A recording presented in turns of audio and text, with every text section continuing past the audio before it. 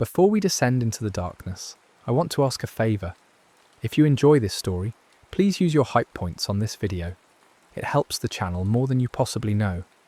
If you're listening on Spotify, leaving a review makes a massive difference. And if you'd like, comment what time it is and where in the world you're listening from. We absolutely love seeing where everyone is tuning in. And of course, if you enjoy the content, consider subscribing. Now let's begin. Chicago in December of 1903 carried the particular quality of a city that believed in itself. The streets held that clean, bone-deep cold that makes breath visible and footsteps crisp, and the buildings rose with the confident geometry of a place that had rebuilt itself from ash and intended to stay standing. The holiday season brought a softness to the commercial districts, where shop windows glowed and people moved with purpose, but without the grinding urgency of high summer. There was time in those final days of the year to take an afternoon and step away from the world's demands. A matinee performance offered exactly that, a few hours in a warm room where someone else would provide the entertainment, where you could sit among strangers and share in something pleasant without needing to speak or explain yourself. The Iroquois Theatre stood on Randolph Street, and it carried itself with a certain pride. Opened only weeks earlier, it represented the newest thinking in theatre. Design, ornate but modern, decorated but practical, and above all, safe. The word fireproof appeared in its promotional materials with the confidence of a promise that seemed reasonable to make. After all, the building used steel and marble, materials that did not burn. The stage curtain was advertised as asbestos, a substance known for its resistance to flame. The theatre's owners spoke of multiple exits, of systems designed with the patron's safety in mind, of a structure that had learned from the mistakes of earlier, less sophisticated times. On the afternoon of December 30th, families and couples and groups of friends made their way through the cold to the theatre's entrance. The performance was Mr. Bluebeard, a musical comedy that promised spectacle and lightness. The kind of production where elaborate costumes and cheerful songs carried the audience through a story that required no particular effort to follow. It was a holiday show designed to fill seats and send people home smiling. The matinee drew especially well. Mothers with children, relatives visiting for the season, people who wanted the entertainment without the late evening. The theatre filled steadily, bodies warming the space, voices creating that particular hum of an audience settling in. Inside, the building presented itself as a place of civilized comfort. The lobbies featured decorative plasterwork and polished surfaces. The seating areas rose in tiers, balconies stacked to allow good sightlines from nearly anywhere. Electric lights created a modern glow, replacing the older gas fixtures that had once been standard. Velvet covered the seats, and the air held that mingled scent of perfume, wool coats, and the faint mustiness of new upholstery. Ushers moved through the rows, guiding patrons to their seats, ensuring the flow remained orderly. Programs rustled, children squirmed with anticipation.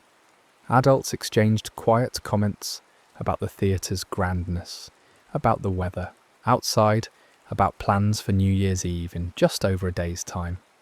The sense of safety in such a space came from multiple sources. There was the building's newness, the assumption that modern construction carried protections older theatres lacked. There was the crowd itself, so many people. Surely someone official had ensured this gathering could occur without risk. There was the social contract of public entertainment, the unspoken expectation that when you bought a ticket and took a seat, you had entered a managed environment where the risks had been calculated and controlled. The theatre existed to provide pleasure, not danger. It was a room built for applause and laughter, for temporary escape from the ordinary world. But safety, particularly in that era, often existed more as language than as tested reality. The word fireproof suggested absolute protection, but materials could resist flame without being immune to heat, smoke, or structural failure. A building might be made of steel and still contain flammable elements: curtains, scenery, costumes, wooden fixtures. Exits might exist on paper, but remain unfamiliar to patrons who had visited only once or twice.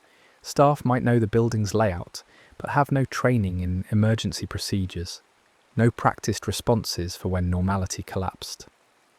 Safety codes were evolving, but slowly, and enforcement varied widely. Inspections could be cursory, promises could be sincere, but incomplete. The Iroquois Theatre, for all its modernity, carried the same vulnerabilities that plagued many public spaces of the time. The stage curtain, advertised as asbestos, contained only partial asbestos weaving and would not function as a complete fire break. The exit doors, though numerous, were not all clearly marked, and some were designed to open inward, a configuration that worked smoothly when a few people trickled out but became catastrophic when a crowd pressed forward. The backstage area, like most theatres, was a dense accumulation of flammable materials, painted canvas scenery, wooden frameworks, ropes and fabric, all crammed together in the service of creating illusion. The building's ventilation systems, designed to circulate air during normal operation, could just as easily circulate smoke. None of this was visible to the audience settling into their seats that December afternoon. They saw what they were meant to see: elegance, modernity, warmth, and the promise of a pleasant show.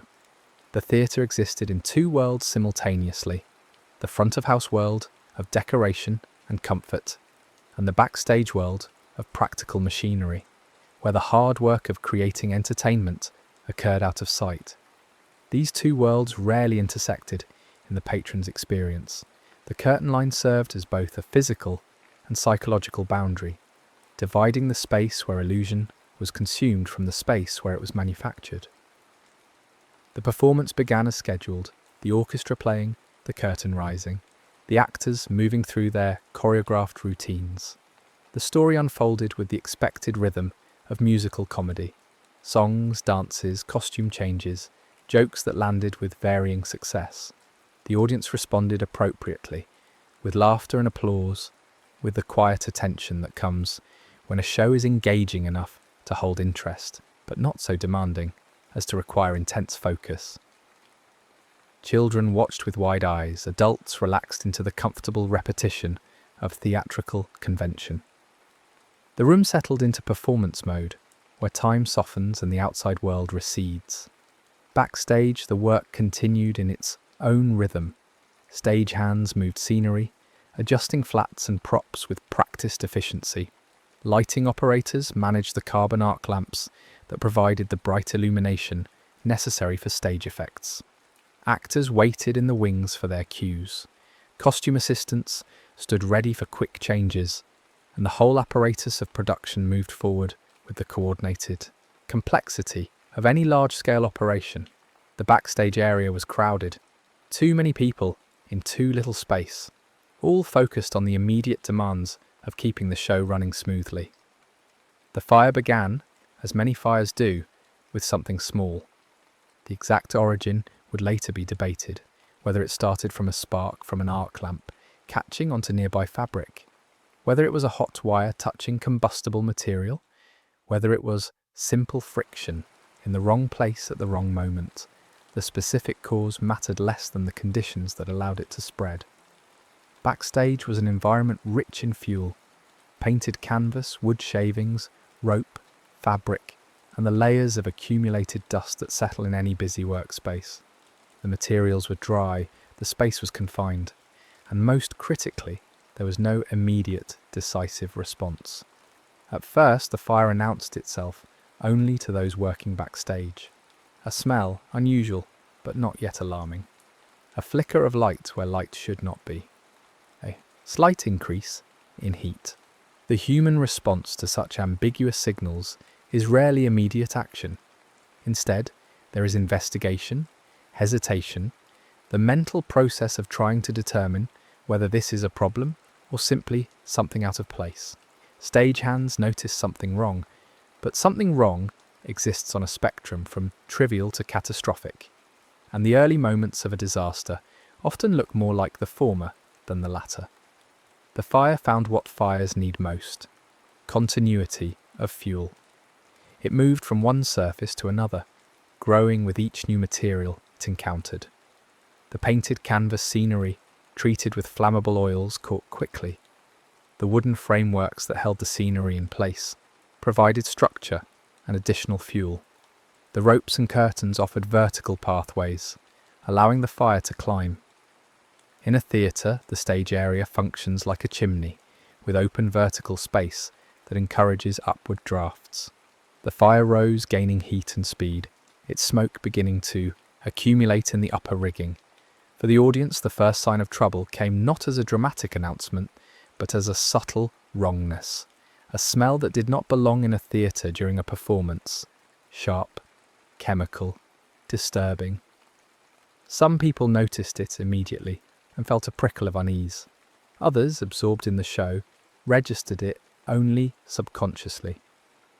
The human brain is skilled at filtering out irrelevant stimuli, and in a crowded theatre during a performance, there are many competing sensory inputs. A strange smell competes with music, dialogue, visual spectacle, and the general atmosphere of entertainment. Then came the visual confirmation, smoke appearing above the stage, thin at first, then thickening. The audience's reaction moved through predictable phases. First, curiosity. What is that? Then rationalization. Perhaps it's part of the show, a special effect, something intentional. Then uncertainty. No, that doesn't seem right. And finally recognition, something is wrong, genuinely wrong, and we may need to do something about it. The performers on stage faced an impossible situation. They could see the smoke, could sense the disruption, but they also knew that maintaining calm in a crowded theatre was essential. Panic could kill as surely as fire. Some performers continued their routines, hoping that the problem would be quickly contained, that acknowledging it would create unnecessary alarm. Others faltered, their performances becoming visibly strained as they tried to reconcile the growing evidence of danger with the need to maintain normalcy. Behind the stage curtain, the fire was no longer a small problem subject to debate. It had become a visible, spreading threat, consuming scenery and climbing toward the rigging. Stagehands attempted to fight it with the tools available, trying to beat out flames, attempting to use fire extinguishing equipment that was either insufficient or unfamiliar. The response was brave but disorganized, lacking the coordination that comes from practiced emergency procedures. In the absence of clear protocol, people improvised, and improvisation in a rapidly developing crisis is rarely effective. The stage manager faced a decision: lower the asbestos curtain, the safety barrier designed to separate the stage from the audience, or keep it raised to avoid creating panic. The curtain, if functioning as advertised, could contain a backstage fire and protect the audience, allowing for calm evacuation, but lowering it would make the danger visible, would transform what some audience members still hoped was a minor technical problem into an acknowledged emergency. The decision was made to lower the curtain, and here the building's promises began to fail in specific material ways. The asbestos curtain descended part way, then jammed. The mechanism, insufficiently maintained or improperly designed, could not complete its function. The curtain hung part way down, creating neither a complete barrier nor a clear opening. It became instead a visible symbol of failure, a safety feature that could not perform when needed. And worse, the gap it left allowed smoke and flame to reach the auditorium, breaching the psychological boundary between backstage danger and audience safety. The moment the smoke entered the auditorium in visible quantities, the audience's collective understanding shifted. This was not part of the show. This was not a minor technical problem. This was a fire, a real fire in a crowded building, and they needed to leave. The shift from watching a performance to escaping danger happened in seconds, but those seconds were not uniform across the audience. People closer to the stage recognized the threat first. Those in the upper balconies where smoke rises felt the change in air quality more immediately. Those in the back rows, farther from the stage, had a few extra moments of uncertainty. The initial movement toward exits was relatively orderly. People stood, gathered their belongings, began to move toward the aisles, but order depends on several conditions: adequate time, clear pathways, functioning exits, and manageable numbers. As more people stood and began to move, as the smoke thickened and the sense of urgency increased, those conditions began to degrade. The theatre's exit strategy, like that of many buildings of its era, had never been tested under true emergency conditions. The exits existed certainly, numerous doors leading to lobbies, stairwells, and eventually the street.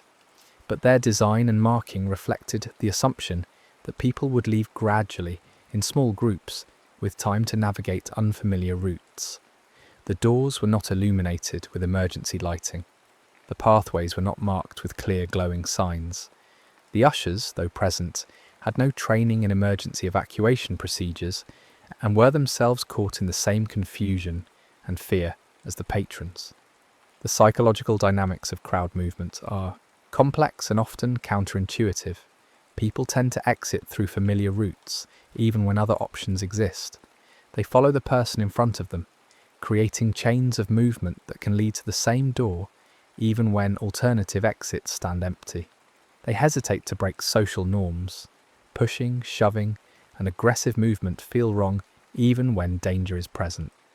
But as fear increases and time compresses, those inhibitions break down, and the crowd transitions from a collection of individuals to a moving mass with its own physics. The balconies presented particular challenges. The upper levels held hundreds of people, all of whom needed to descend to reach ground-level exits. The stairwells were narrow, designed for gradual dispersal, not rapid evacuation. As people from the balcony levels entered the stairwells, they created a downstream pressure, a human river that could not flow faster than the narrowest point would allow. Those at the front of the crowd could move, but those behind them were increasingly compressed, their movement restricted by the bodies ahead of them. And then there were the doors themselves.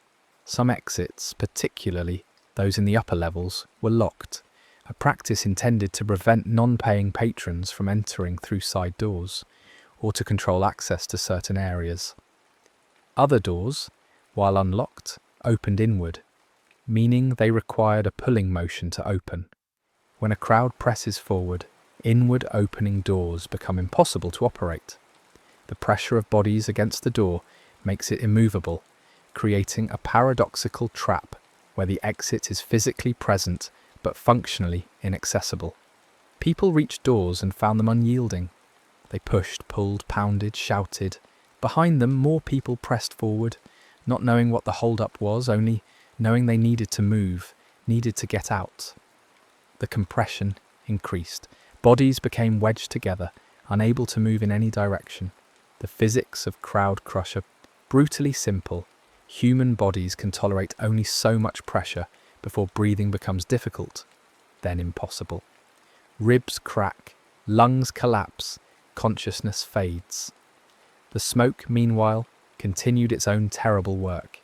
It rose from the stage, spread across the ceiling, then descended in thick, acrid waves. Smoke is not merely a visual obstruction, it is a chemical assault, carrying carbon monoxide, heated particles, and compounds that irritate eyes, throat, and lungs. Breathing becomes painful, then desperate, then impossible. Vision narrows, thought becomes sluggish. The body's automatic responses, coughing, gasping, only draw more contaminated air into the lungs. In the darkness and smoke, spatial orientation fails. The theatre, which had seemed so clear and navigable under normal lighting, became a confusing maze. People stumbled over seats, over each other, over obstacles they could not see. The sounds were overwhelming, screaming, crying, the roar of fire, the creaking of structural elements under heat stress. The human voice, which normally carries emotional meaning, became raw noise, indistinguishable in the chaos. Some people made it out through functioning exits, emerging into the December cold with smoke-stained clothes and rattled nerves, unsure whether to run farther or turn back to help. Some found windows and broke through to exterior fire escapes, though many of these escapes were poorly maintained, iced over, or terminated in dangerous drops. Some found their way to back corridors, service entrances, or routes intended only for staff, but which happened to lead to safety. But many did not make it out. They were trapped by locked doors, by crushed crowds, by smoke inhalation, by falls, by the simple geography of the building that placed them too far from usable exits when the crisis began. The death toll would ultimately exceed 600 people, making it one of the deadliest building fires in American history. The majority of victims died, not from burns, but from smoke inhalation and crowd crush, killed by the building's failures rather than the fire itself. The fire, once it breached the stage curtain and entered the main auditorium, found fresh oxygen and additional fuel. The velvet seats, the decorative fabrics, the wooden elements, all contributed to the conflagration. The heat intensified, causing structural elements to weaken. The theatre, which had seemed so solid and permanent, revealed itself as a temporary arrangement of materials that responded to heat like any other, warping, cracking, failing. Outside, on Randolph Street, the first signs of disaster emerged as people began appearing from the theatre's exits, some running, some helping others, some collapsing onto the cold pavement.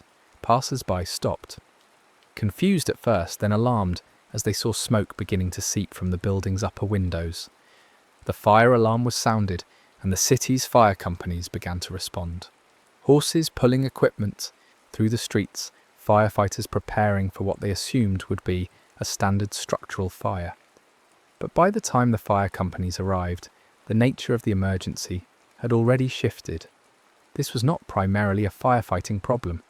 It was a mass casualty event. The fire itself would be brought under control relatively quickly once firefighters gained access to the building, but the human damage had already occurred. The scene that greeted the first responders was one of profound tragedy. Bodies in the lobbies, on the stairwells, piled against doors that had refused to open, slumped in seats where smoke had overcome them before they could stand. The winter air, so clean and cold that morning, became filled with the smell of smoke and the sounds of a city realizing something terrible had happened. Word spread through the surrounding blocks, carried by those who had escaped, by witnesses who had seen people emerging from the theatre, by the gathering of emergency vehicles and personnel.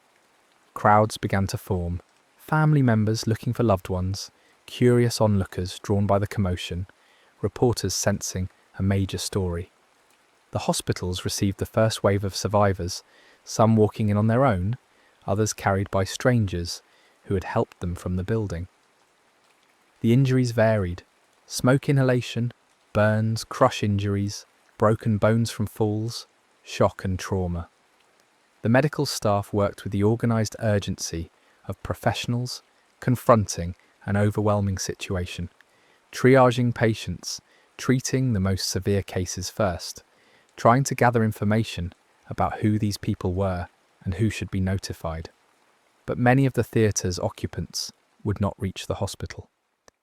The recovery effort inside the building became a grim process of documentation and removal. Bodies were carried out and lined up on the street, on the cold pavement, covered with whatever material was available. The task of identification began, looking for personal effects, clothing, anything that might help connect these victims with the families who would soon be searching for them. The city's response expanded throughout the afternoon and evening. Morgues were prepared to receive the dead.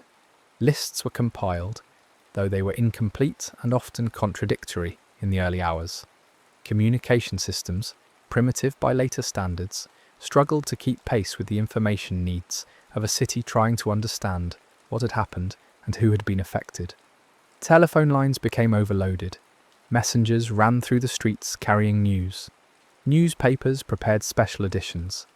For those who had lost family members or friends, the hours that followed were a particular kind of agony. the uncertainty of not knowing, the desperate hope that their loved one had somehow escaped, the awful process of checking hospitals and morgues, of looking at lists of names, of viewing bodies in the hope of not finding the face they dreaded to see. The holiday season, which should have been a time of celebration, became a time of mourning for hundreds of families. The immediate question that arose in the aftermath was simple and unanswerable in its full complexity. How did this happen? The theatre had been new, had been advertised as safe, had been approved for operation by city officials. 600 people had not died because of simple bad luck. They had died because of a series of failures, decisions, and oversights that created the conditions for catastrophe. The investigations began almost immediately, driven by public outrage, legal necessity, and the genuine need to understand what had gone wrong. Inspectors examined the building's remains, documenting the locked doors, the inward opening exits, the jammed curtain mechanism, the inadequate firefighting equipment. Witnesses gave testimony about what they had seen and experienced, their accounts varying based on where they had been in the theatre and what they had been able to perceive through smoke and fear. The question of blame became contentious. Was this the fault of the theatre's owners, who had prioritised profit and appearance over genuine safety? Was it the fault of the city's building inspectors, who had approved the theatre despite its deficiencies? Was it the fault of the stagehands or performers who had failed to respond quickly enough to the initial fire? Was it simply bad luck, a confluence of circumstances that could not have been predicted or prevented? The reality, as is often the case in complex disasters, was that responsibility was distributed across multiple parties and systems. The theatre's owners had made choices that prioritised cost savings and aesthetics over safety, limiting exit door widths, installing doors that opened inward, failing to maintain safety equipment, allowing flammable materials to accumulate backstage. The city's inspection regime had been inadequate, with inspectors lacking the expertise or authority to identify and correct serious hazards. The building codes of the era were insufficient, allowing practices that would later be recognised as dangerous. But beyond individual blame, the Iroquois Theatre Fire revealed systemic problems in how public safety was conceptualised and enforced. There was no comprehensive body of fire safety knowledge based on scientific study of how fires develop and how people respond. Building codes existed as patchworks of local regulations, varying widely in stringency and enforcement. The theatrical industry had no standardised safety practices, with each theatre operating according to its own judgment and economic constraints. The public, understandably, demanded accountability. Trials were held, charges were brought, testimony was given. Some individuals were prosecuted, though convictions proved difficult to obtain. The legal system of the time struggled to assign criminal responsibility in cases where the harm resulted from negligence and poor judgment rather than intentional malice. The theatre's owners and managers faced civil lawsuits from victims' families, some of which resulted in settlements, though no amount of money could compensate for the lives lost. More significantly, the disaster catalysed changes in safety regulations and building practices. Chicago and other cities began to revise their building codes, mandating specific safety features. Exit doors that opened outward, clearly marked and illuminated exits, regular safety inspections, limits on occupancy based on available egress routes, restrictions on flammable materials in public spaces, requirements for fire suppression systems. The concept of panic hardware emerged from this tragedy, door mechanisms designed to open when pushed from the inside, regardless of the pressure applied, allowing crowds to exit even in crushed conditions. Exit signs began to incorporate their own lighting sources, ensuring visibility even when primary power failed. The idea that a building's capacity should be calculated based not just on how many people could fit inside, but on how quickly they could get out, became standard practice. Theatre-specific regulations became more stringent. Flame-retardant treatments for scenery and curtains became mandatory. The use of open flames on stage was restricted. Sprinkler systems, previously rare, became required equipment. Fire curtains were tested regularly to ensure they would function in emergencies. Staff training in emergency procedures became a standard requirement. These changes did not happen instantly or uniformly. Reform is always a process of negotiation between competing interests: public safety versus cost, regulation versus freedom, prevention versus reaction. Building owners resisted requirements that would increase their expenses. Architects argued about what was practically feasible. Politicians balanced public demands for action against industry lobbying for moderation. But the scale of the Iroquois Theatre disaster made it impossible to ignore. 600 deaths in a single afternoon in a building that had promised safety, in a city that considered itself modern and progressive. It was a moral crisis that demanded response. The victims became, in a sense, the price paid for knowledge that would protect future generations. Their deaths created political will for changes that might otherwise have taken decades to implement. The cultural impact extended beyond regulations.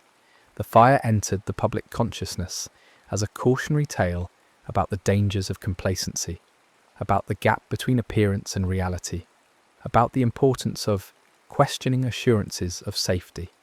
It became a reference point in discussions of public safety, invoked whenever new buildings or venues were proposed, whenever questions arose about whether safety measures were adequate or excessive.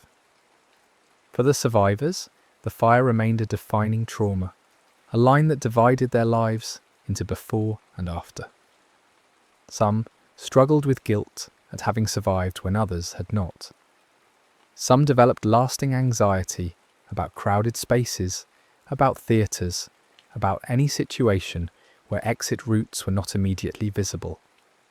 Some found ways to integrate the experience into their life narratives, speaking publicly about what they had witnessed, advocating for safety reforms, ensuring that the lessons of that afternoon were not forgotten.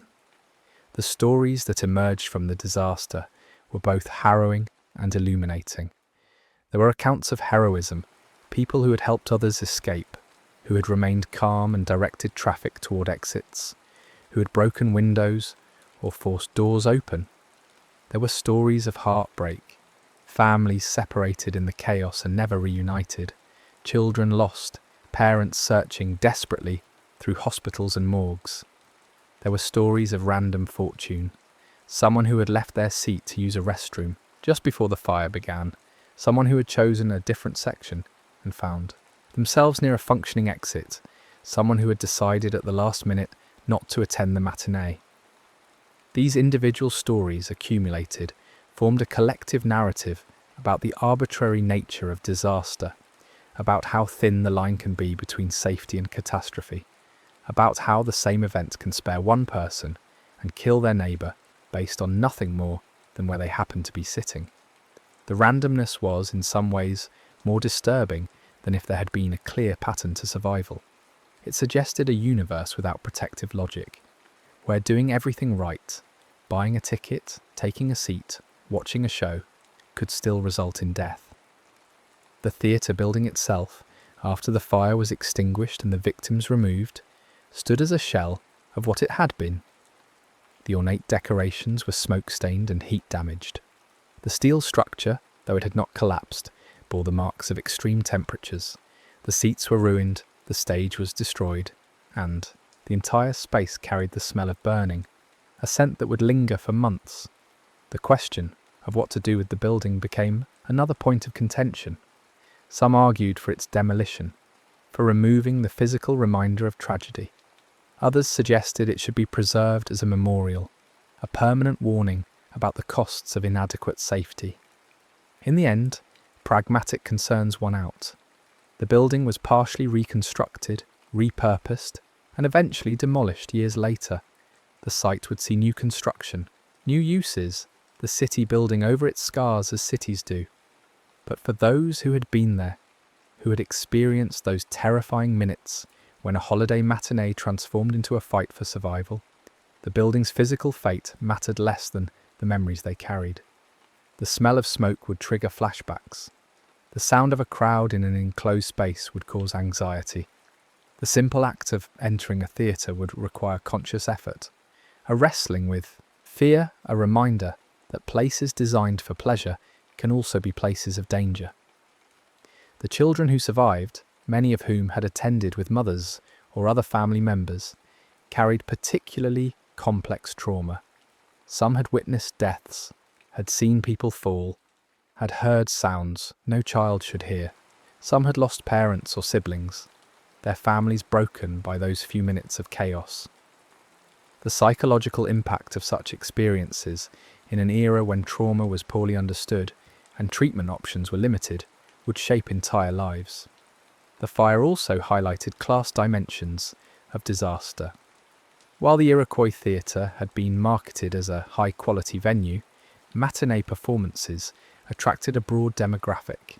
The victims included wealthy families, but also working-class people who had saved to afford the tickets, people for whom an afternoon at the theatre was a special occasion. The aftermath revealed how a disaster response often reflected social hierarchies. Some families had the resources and connections to navigate the complex process of identification and burial, while others struggled with bureaucratic obstacles and financial burdens. The question of compensation became tied to these class dynamics. Civil lawsuits were filed, but legal action required resources, lawyers, time, knowledge of the system. Some families received settlements, though often inadequate given the loss. Others, particularly those already living on economic margins, found the legal system inaccessible or too slow to provide needed support. The distribution of tragedy's costs was not equal. Religious communities attempted to provide comfort and meaning. Funerals filled churches and synagogues across the city. Clergy struggled to explain how such a disaster could occur, to reconcile the senseless loss with frameworks of faith and divine purpose. Some spoke of God's mysterious plan, others of human failing, others simply of the need to support those who grieved. The theological challenge was profound: how to maintain faith in a benevolent universe when children had died in a theatre fire day before New Year. The newspapers of the time covered the disaster extensively, with varying degrees of accuracy and sensibility. Some reports were measured and factual, others sensationalized the horror, others focused on assigning blame. Editorial pages called for reform, for accountability, for ensuring such a tragedy never happened again. The coverage shaped public perception, influencing which narratives gained traction and which faded into background. Photographs from the aftermath, images of the burned theatre, of bodies on the street, of grieving families, circulated widely, carrying emotional weight that words could not match. These images made the disaster real for people who had not been there, who had not lost anyone, who might otherwise have processed it as abstract tragedy. The visual evidence demanded engagement, made avoidance more difficult. As the initial shock began to fade and the city moved into the new year, the question became how to remember and what to learn. Memorials were proposed, some built, some remaining only as ideas. The victims' names were recorded, preserved in archives and monuments. Anniversary observances kept the memory alive, at least for a time. Though as years passed and direct witnesses aged and died, the fire began its slow transition from living memory to history. The reforms that emerged from the disaster, the changes to building codes, the new safety requirements, the altered understanding of how crowds behave and how buildings should accommodate them, became the disaster's most lasting legacy. Every outward opening exit door, every illuminated exit sign, Every occupancy limit posted in a public space carries within it the echo of lessons learned in tragedy. The Iroquois Theatre Fire became embedded in the infrastructure of modern safety, its victims contributing, through their deaths, to protections that would save countless lives in the decades that followed. Fire science as a discipline advanced partly because of events like the Iroquois Theatre Fire. Researchers began systematically studying how fires develop, how smoke moves through buildings, how materials react to heat and flame. The physics of crowd movement became a subject of serious study, leading to mathematical models that could predict bottlenecks and inform building design. What had been largely a matter of intuition and trial and error became increasingly scientific and evidence-based. The theatre industry itself changed, both in response to regulations and to protect its own reputation and financial interests. Theatrical producers could not afford to have audiences fear for their safety. Empty seats meant lost revenue. Safety became, in addition to a moral obligation, an economic necessity. Theatres began advertising their safety features as a selling point, attempting to rebuild public trust that had been shattered by the Iroquois disaster. But even with reforms and improved understanding, the fundamental challenge remained: how to ensure safety in spaces where large numbers of people gather, where the unexpected can occur, where human judgment and mechanical systems can fail. The Iroquois fire had demonstrated that even new buildings with modern materials could become death traps when design flaws, inadequate safety measures, and unfortunate circumstances aligned. The disaster also raised uncomfortable questions about acceptable risk. Is any public gathering completely safe? Can we design systems that account for every possible failure mode? At what point do safety measures become so burdensome that they prevent the normal functioning of society? These questions had no simple answers, and they continue to challenge policymakers, designers, and the public today. For historians studying the Iroquois Theatre Fire, the event offers a case study in how disasters reveal hidden vulnerabilities in systems that appear, under normal conditions, to be functioning adequately. The theatre had operated for several weeks without incident, had passed inspections, had been full of people who believed they were safe. The fire exposed the gap between perceived safety and actual safety, between systems designed to work in theory and their performance under stress. The witness accounts that survive from the disaster provide insight into human behaviour during emergencies. People's actions under extreme stress often defy simple categorization as either panic or rational response. The same person might demonstrate both heroism and self-preservation, might help a stranger while being unable to help a family member, might make decisions that seem incomprehensible from the outside, but felt necessary in the moment. One recurring theme in survivor testimony is the speed with which the situation deteriorated. People described having only seconds to make life or death decisions, to choose which exit to attempt, whether to go back for someone, whether to push through a crowd or look for an alternative route. The compression of time, the sense that every moment mattered, created a psychological intensity that remained vivid decades later. Another theme is the sensory overload, the smoke, the heat, the noise, the confusion, that made coherent thought difficult.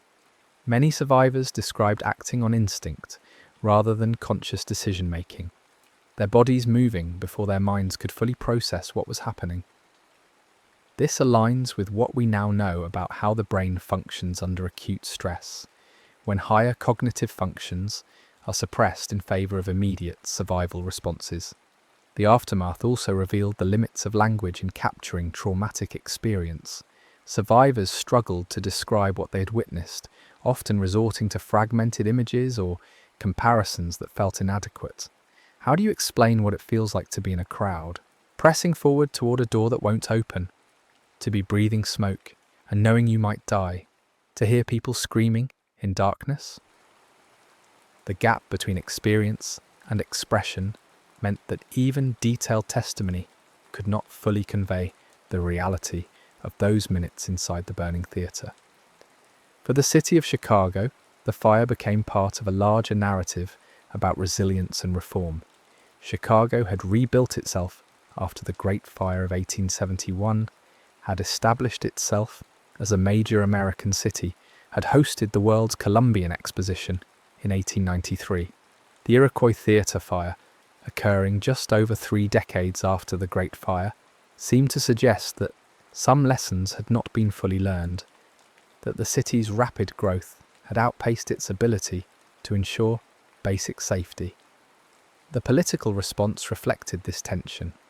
Reform-minded officials used the disaster to push for broader changes in building regulation and inspection. More conservative voices warned against overreaction, against imposing burdens on business that might slow economic growth. The debate played out in city council meetings, in newspaper editorials, in public forums where victims' families demanded action and industry representatives counselled caution.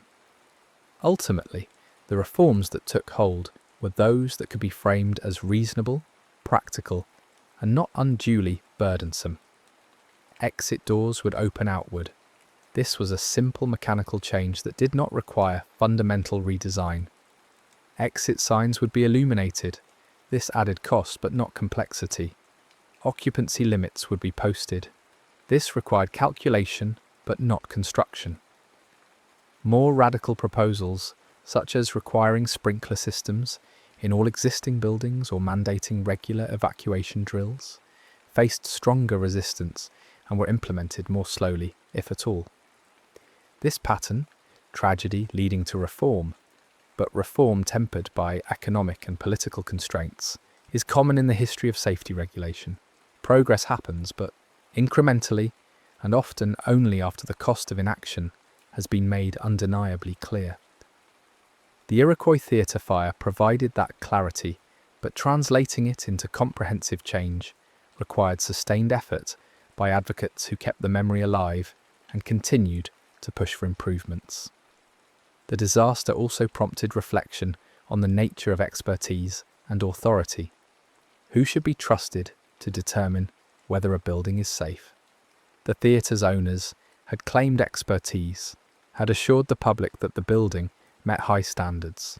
City inspectors had conducted reviews and granted approvals. Architects had designed the building according to their professional judgment. Yet all of this expertise had failed to prevent 600 deaths. This raised questions about professional accountability, about the need for independent oversight, about the importance of transparency in safety assessments. If the public could not trust the assurances of owners, officials, and experts, what basis did they have for feeling safe in any public space? Rebuilding that trust required not just improved safety measures, but also improved credibility, systems for verification, consequences for failure, and communication that was honest about risks rather than dismissively reassuring. The role of the press in shaping public understanding and response cannot be overstated. Newspaper coverage brought the disaster into homes across the city and the nation, making it impossible to ignore. The stories of individual victims humanized the statistics, creating emotional connection that drove demands for change. Investigative reporting exposed safety failures and official negligence, providing the factual basis for reform efforts. But the press also engaged in sensationalism, sometimes prioritizing dramatic narrative over accuracy, sometimes reinforcing prejudices or simplifications that obscured complex realities. The coverage of crowd behavior during the fire, for instance, sometimes portrayed victims as having panicked irrationally, when in fact most people had behaved reasonably given the circumstances they faced. This framing could shift blame away from systemic failures and toward individual victims, a dynamic that complicated accountability efforts. As time passed and the immediate crisis faded, the Iroquois Theatre Fire began to take on symbolic meaning beyond its specific details. It became a shorthand for the dangers of prioritizing appearance over substance, of trusting promises without verification, of assuming that modern meant safe. It entered into professional training for architects, engineers, and safety officials as a case study in what not to do. It became part of the cultural vocabulary of disaster, invoked whenever new tragedies revealed similar patterns of preventable failure. The fire also contributed to evolving understandings of collective trauma and how communities process mass casualty events. The scale of the loss meant that grief was not confined to individual families but spread across the entire city. Shared mourning created bonds, but also complicated the healing process. There was no escaping the reminders, no way to separate oneself from the collective pain. The approaching new year, which should have been a time of celebration and fresh starts, instead became a marker of loss, a time when the absence of those who had died felt especially acute. In the longer arc of history, the Iroquois Theatre Fire stands as one of several watershed moments in the development of modern safety culture.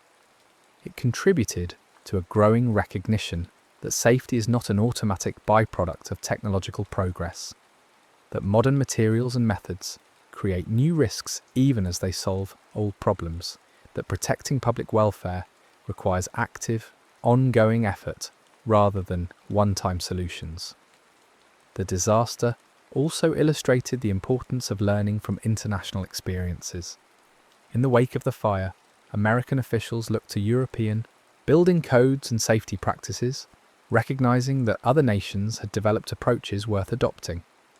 This cross-pollination of ideas helped accelerate reform, as advocates could point to proven methods rather than having to invent solutions from scratch.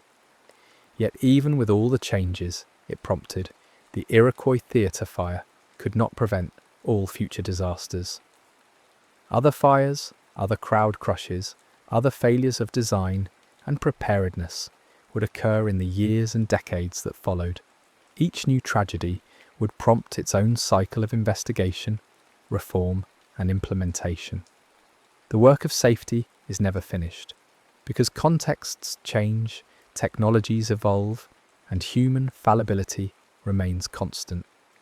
What the Iroquois Fire contributed was a heightened awareness, a cultural memory that safety cannot be taken for granted, that crowds are vulnerable, that buildings must be designed with emergency scenarios in mind. It established principles that became foundational.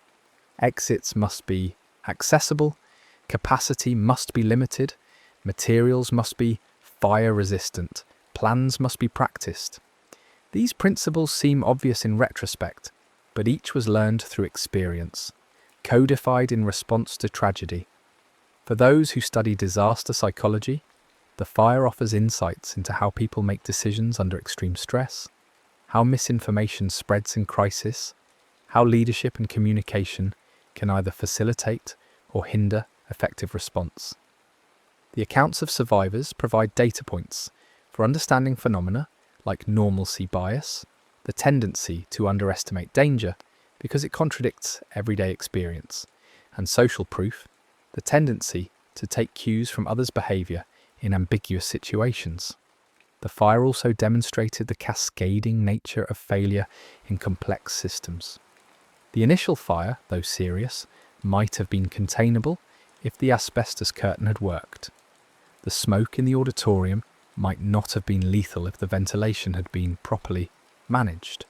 The crowd might have evacuated safely if exits had been clearly marked and unlocked.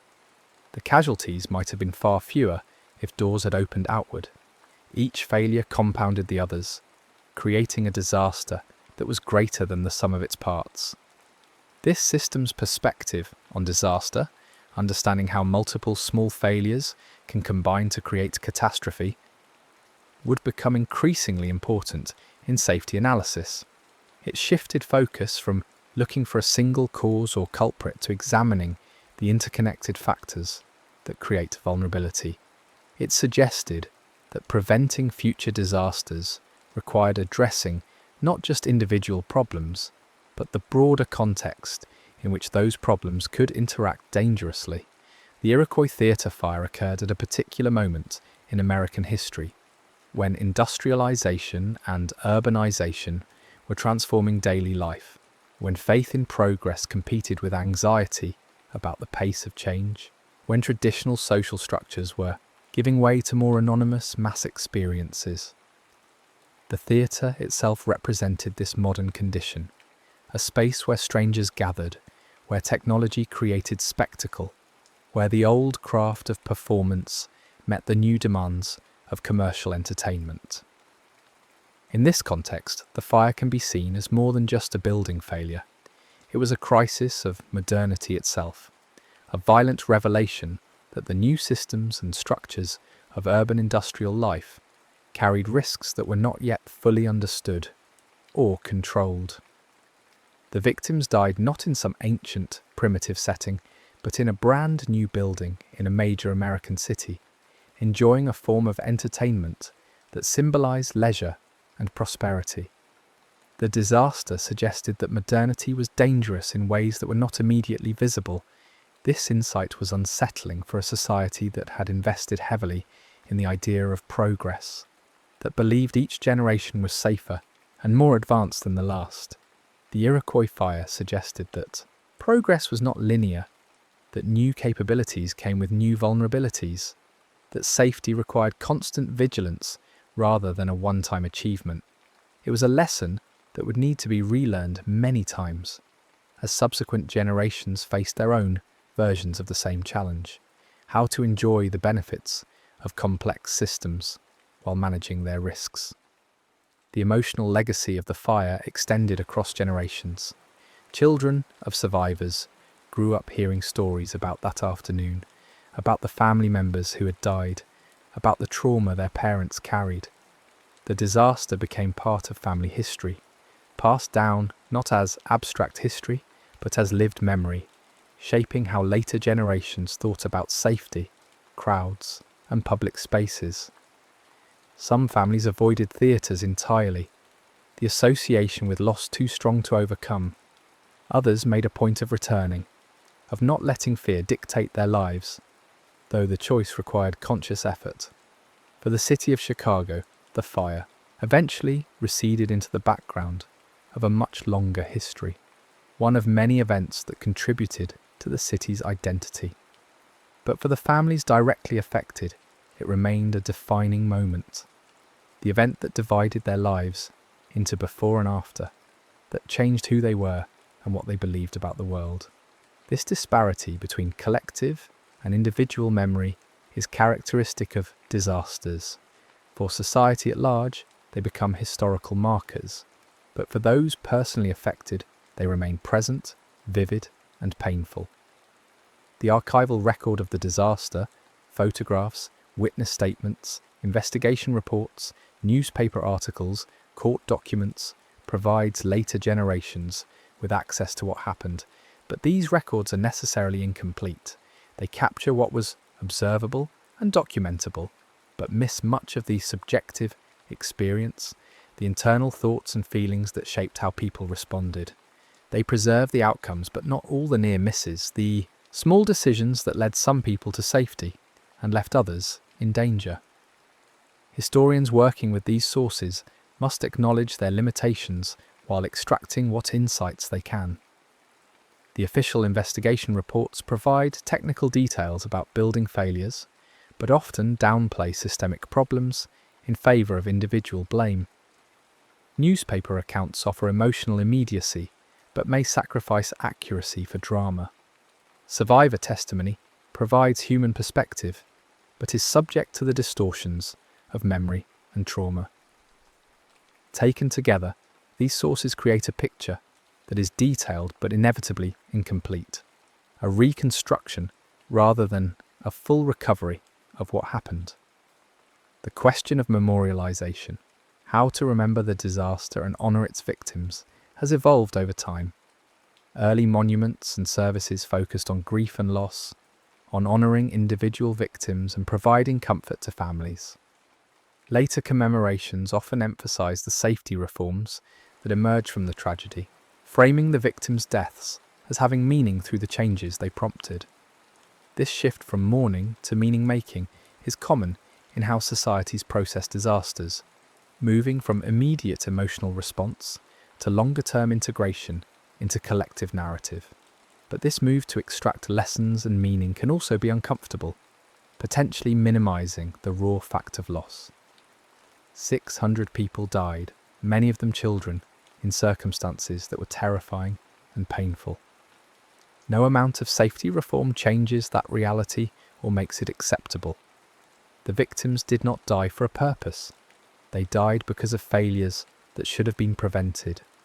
The reforms that followed are positive, but they cannot redeem the tragedy or fully compensate for what was lost. This tension between honouring loss and extracting lessons remains unresolved. Memorials try to do both, to create space for grief while also serving educational purposes. The effectiveness of these efforts varies, and different audiences bring different needs to them.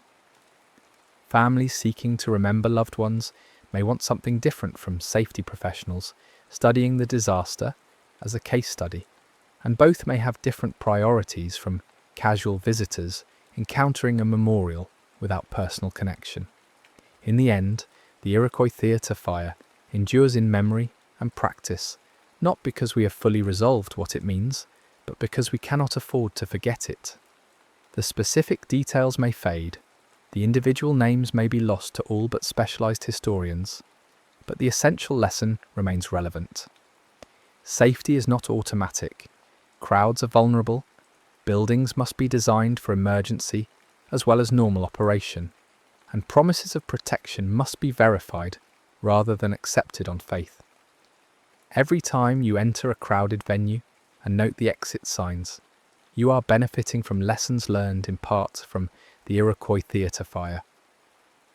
Every time an inspector verifies that occupancy limits are posted and enforced, that exit doors are unlocked and open outward, that fire suppression systems are functional, they are applying standards that emerged from disasters like this one. The victim's legacy lives not primarily in monuments, but in these mundane, essential practices that most people never think about, the invisible infrastructure of safety that allows us to gather in large groups without constant fear. This is perhaps the most appropriate way to remember, not through grand gestures, but through consistent application of the hard-won knowledge that disasters provide. The Iroquois Theatre Fire taught that safety is an active practice, not a static condition, that it requires attention, resources, and the willingness to prioritise protection over convenience or profit. These lessons remain urgent because the temptations that led to the disaster, cutting costs, avoiding regulations, assuming the best, remain constant features of human institutions. The fire occurred in a specific time and place, but the dynamics it revealed are universal. Anywhere people gather in large numbers, the potential for disaster exists. Anywhere systems are complex and rely on multiple components working correctly, the potential for cascading failure exists. Anywhere assurances of safety are given, the need for verification and accountability exists. The Iroquois Theatre Fire speaks across time because these conditions persist. For someone listening to this story, as they fall asleep, the details may blur, the sequence may become dreamlike, but the essential feeling remains. The fragility of the everyday, the thin line between normal and catastrophic, the importance of the invisible work that keeps us safe. The story is not about cultivating fear, but about appreciating the systems and practices that allow us to trust public spaces, to gather with strangers, to enjoy entertainment without constant vigilance. The afternoon of December 30th, 1903 began as ordinary time, people making their way to a matinee, settling into their seats, anticipating a few hours of pleasant distraction. It ended as historical time, a date that would be remembered, studied, and invoked for more than a century. The transition happened in minutes, driven by smoke and fear and the failure of systems that should have protected everyone inside. The victims deserve to be remembered as the individuals they were, People with names, families, hopes, and plans that extended beyond that afternoon. They were not merely statistics or case studies or lessons. They were people who had the misfortune to be in a particular place, at a particular time, when multiple failures aligned to create disaster. Their deaths were not inevitable, not acceptable, and not meaningless, except in the sense that all tragedy carries the weight of needlessness.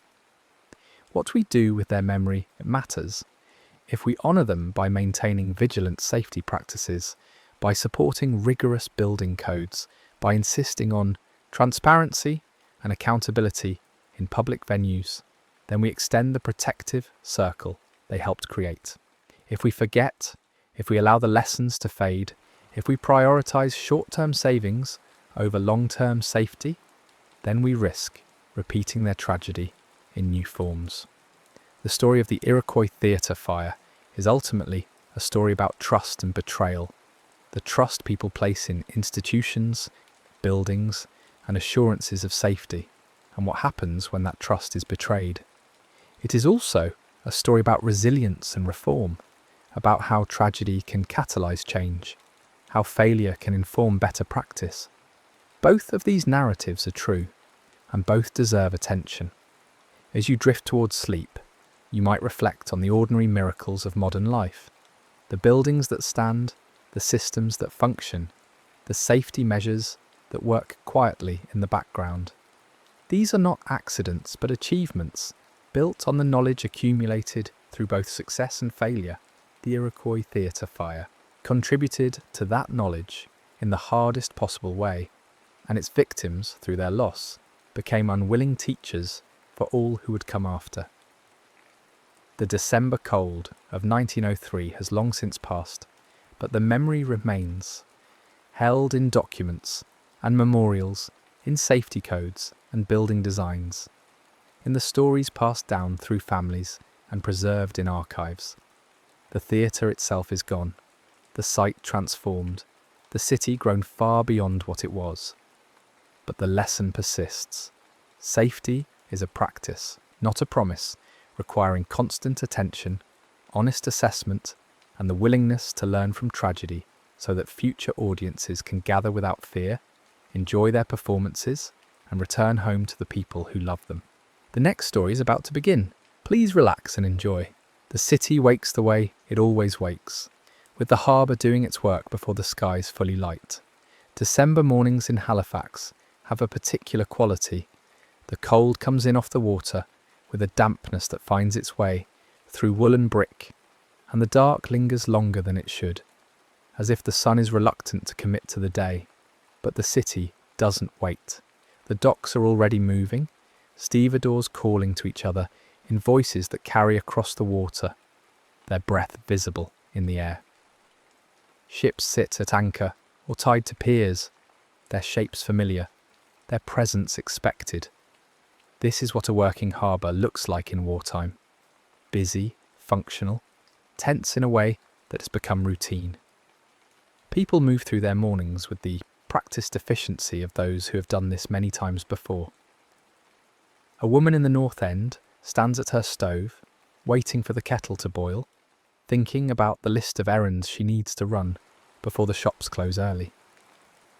A man buttons his coat in the hallway of his home, listening to his children argue over something trivial in the next room, and he feels the small irritation that comes with being late. A young boy presses his face against a cold window, watching the harbour traffic, counting the ships because that's what he does every morning, keeping a mental tally that means nothing except that it gives him something to measure. These are the textures of a normal day. The city is not thinking about disaster. The city is thinking about getting through Thursday. The harbour itself is narrow, which has always been both its strength and its complication. It funnels ships into a protected channel, shielding them from the open Atlantic. But it also means that space is limited and timing matters. During the war, this harbour has become one of the most important in the world, a staging point for convoys, a place where supplies gather before crossing the ocean, a funnel for the entire effort of keeping armies fed and equipped and moving. That importance brings pressure. Ships arrive constantly, and they don't all arrive with the same priorities. Some are military vessels with schedules that cannot bend. Some are cargo ships waiting for convoy assignments. Some are relief ships carrying supplies for other cities. They all need to use the same water, the same piers, the same narrow passages. The system works because it has to work, because people have learned to make it work, and because most of the time, the small decisions about who goes where and when add up to something functional. But systems are only as stable as the conditions that support them, and conditions can shift faster than anyone expects. On this particular morning, 2 ships are moving through the harbour, and neither of them knows yet that they're about to meet in a way that will rewrite what this city means. One is the Imo, a Norwegian vessel chartered to carry relief supplies to Belgium. It is not carrying munitions. It is not carrying anything volatile. It is simply a ship with a job to do, and it is behind schedule, which means the crew is feeling the pressure of delay. Being late in wartime is not a small thing. Convoys operate on strict timelines, and missing a convoy can mean waiting days or weeks for the next one. And every delay ripples outward into other plans, other schedules, other expectations. The Imo is moving through the harbour with the kind of focus that comes from needing to catch up, needing to make the next window, needing to not be the reason something else fails. The other ship is the Mont Blanc, a French cargo vessel that is carrying something far more dangerous. Its hold is loaded with munitions, explosives, fuel, chemicals, everything needed to feed the machinery of war. This is not unusual. Many ships in this harbour carry dangerous cargo, because that is what war requires. But the Mont Blanc is particularly volatile. Its cargo includes benzol, a highly flammable liquid, and picric acid, an explosive compound, and TNT and gun cotton, all packed together in a way that makes the ship itself a kind of floating bomb. The crew knows this. They handle their duties with the careful attention of people who understand that one mistake could be catastrophic. They follow the rules. They display the correct signals. They move slowly. They assume that other ships will see them and give them space because that is what the rules say should happen. The problem is that rules depend on communication, and communication depends on interpretation. And interpretation depends on people seeing the same thing and understanding it the same way. In a busy harbour on a cold morning, with multiple ships moving at once, with steam and smoke blurring sightlines, with the pressure of schedules and the noise of daily operations, there are many small opportunities for misunderstanding. A signal might be unclear, a whistle might be misheard, a gap in the channel that looks sufficient from one angle might look too narrow from another. And once a misunderstanding begins, it can be very hard to correct because ships are large and slow to respond, and the water does not forgive imprecision. The 2 ships approach each other in the Narrows, the part of the harbour where the channel is tightest. From their respective positions, both crews are making decisions that seem reasonable. The Imo is moving with the urgency of a ship that cannot afford more delays. The Mont Blanc is moving with the caution of a ship that knows what it carries. Each side interprets the other's actions through the lens of their own priorities. Each side assumes the other will yield, because from their perspective, that is the logical thing to do. And so they continue on paths that are converging, and the distance between them shrinks, and the moment when correction would be simple passes, and then the moment when correction would be difficult passes, and then the moment when correction might still be possible passes, and then there is no more room for correction at all. The collision happens at 8:45 in the morning. It is not a dramatic impact in the cinematic sense. There is no explosion yet, no fireball, no immediate catastrophe. It is simply 2 large objects meeting with enough force to damage both. The Imo's bow strikes the Mont Blanc's hull, tearing into the metal, rupturing the barrels of benzol stored there. The liquid spills, and because benzol is volatile, it ignites almost immediately. Fire blooms along the side of the Mont Blanc, bright and fast-moving, and the crew knows instantly what this means. They know what is in the hold below. They know what happens when fire reaches those materials. They do not have time to fight the fire, and they know they do not have time. They make the only decision they can make. They abandon ship. From the shore, the scene does not immediately look like the end of the world. It looks like an accident, a serious one, but still something contained and understandable. A ship is on fire in the harbour. This is bad, but it is the kind of bad that has solutions. People who live near the waterfront come out to watch, because watching is what you do when something unusual happens. Fire crews begin organising, because this is their job. Dock workers pause in their tasks, trying to assess whether they need to move, whether the fire will spread, whether this is something they need to worry about. The Mont Blanc drifts, burning, pushed by its own momentum and the current, and it moves toward Pier 6, toward the densely packed neighbourhood of Richmond, toward the place where the city presses closest to the water. The crew of the Mont Blanc is rowing away in lifeboats, shouting warnings in French, trying to tell anyone who will listen that the ship is going to explode, that people need to move, that there is no time. But their warnings are in French, and many of those who hear them do not understand French, and even those who do cannot quite process the scale of what is being said. A ship exploding is not something the mind easily accepts as imminent. It sounds like panic, like exaggeration, like the kind of thing people say when they are frightened. And so the warnings are heard but not fully believed, and people continue to watch, and the fire continues to burn, and the Mont Blanc continues to drift, and time moves forward in a way that feels both slow and impossibly fast. Children stand on hillsides, watching the fire because it is dramatic and different, and they do not know what is about to happen. Workers stand on the docks, evaluating the situation, trying to decide if they need to act. A train has stopped on the tracks near the harbour, and the conductor stands looking at the burning ship, calculating distances, wondering if he should move the train, wondering if there is time. In homes throughout the North End, people are pausing at their windows, curious but not alarmed, because a fire on a ship is concerning but not necessarily dangerous to those on land. The city is watching, and in that watching there is a strange collective pause, a moment when hundreds of people are all looking at the same thing, all trying to understand what it means, all waiting for the next piece of information that will tell them what to do. The explosion happens at 9:04:35 in the morning. It is the largest man-made explosion before the atomic age, and it releases energy equivalent to roughly 3 kilotons of TNT. In an instant, the Mont Blanc ceases to exist as a ship. It is transformed into a massive release of energy, a shock wave that moves outward faster than sound, a pressure wave that tears through air and water and anything in its path. The blast is so powerful that it creates a wave in the harbour that rises 50 feet high.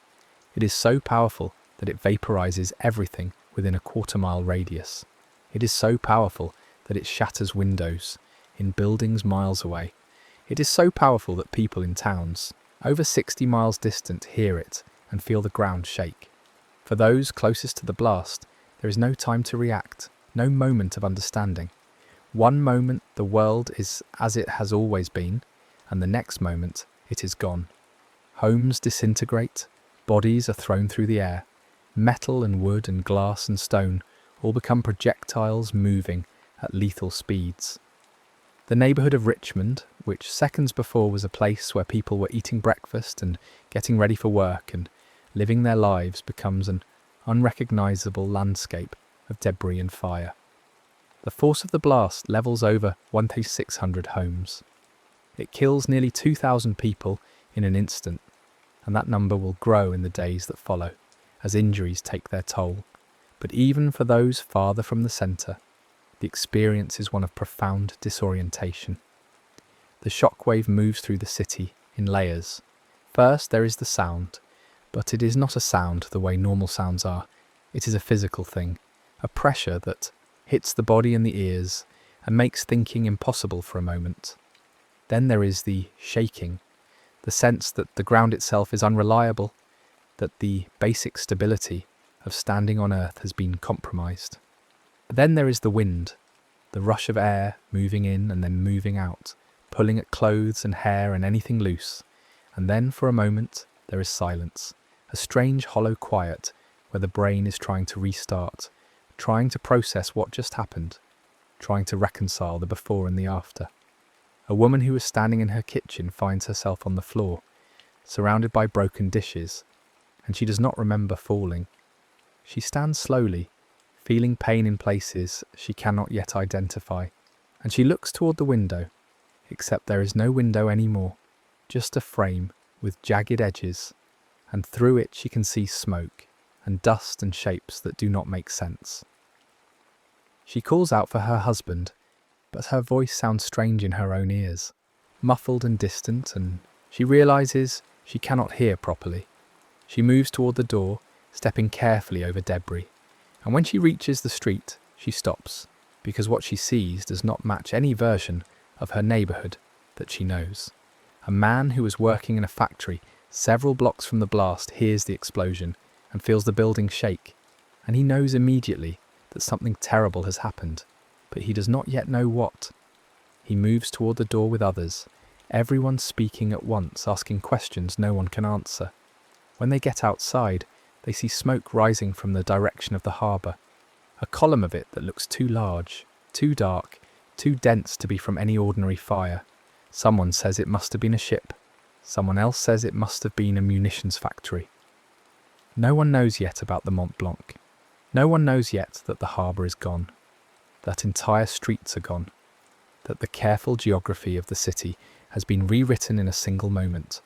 A young boy who was counting ships from his window is now lying in a hallway, covered in glass, bleeding from cuts he cannot feel yet because the shock is too overwhelming. He hears his mother screaming his name, and he wants to answer, but his mouth does not seem to work correctly. He sees light coming through the ceiling in a way that should not be possible, and he realizes the roof is gone. He tries to stand, but his legs do not obey him, and he lies there, staring up at the sky that has replaced his ceiling, and he does not understand how this has happened. In the moments immediately following the blast, the city is a collection of individual confusions. Thousands of people, all trying to make sense of the same impossible event. There is no central narrative yet, no shared understanding. There is only the personal experience of wrongness, of the world having broken in some fundamental way. People stumble out of damaged buildings and look around and see things that should not be. A house with no front wall, its interior exposed like a dollhouse. A street filled with rubble where there should be clear passage. A horse standing in the middle of the road, alive but bleeding, making sounds of distress that add to the general sense of nightmare. The fire starts almost immediately, spreading from the wreckage of shattered homes, ignited by overturned stoves and broken gas lines and the heat of the blast itself. In the north end, where the damage is worst, fire becomes a new and immediate threat. People who survived the explosion now have to contend with flames that are consuming what remains of their neighbourhood. The injured cannot move quickly, the trapped cannot move at all, and those who are trying to help are doing so in a landscape that has become fundamentally hostile. Walls that might collapse, floors that might give way, fires that might spread in any direction. The first responders are not just firefighters and police, they are anyone who can move, anyone who has the physical capacity and the presence of mind to act. A factory worker pulls a child from beneath a collapsed wall, lifting debris with his bare hands, ignoring the cuts on his palms.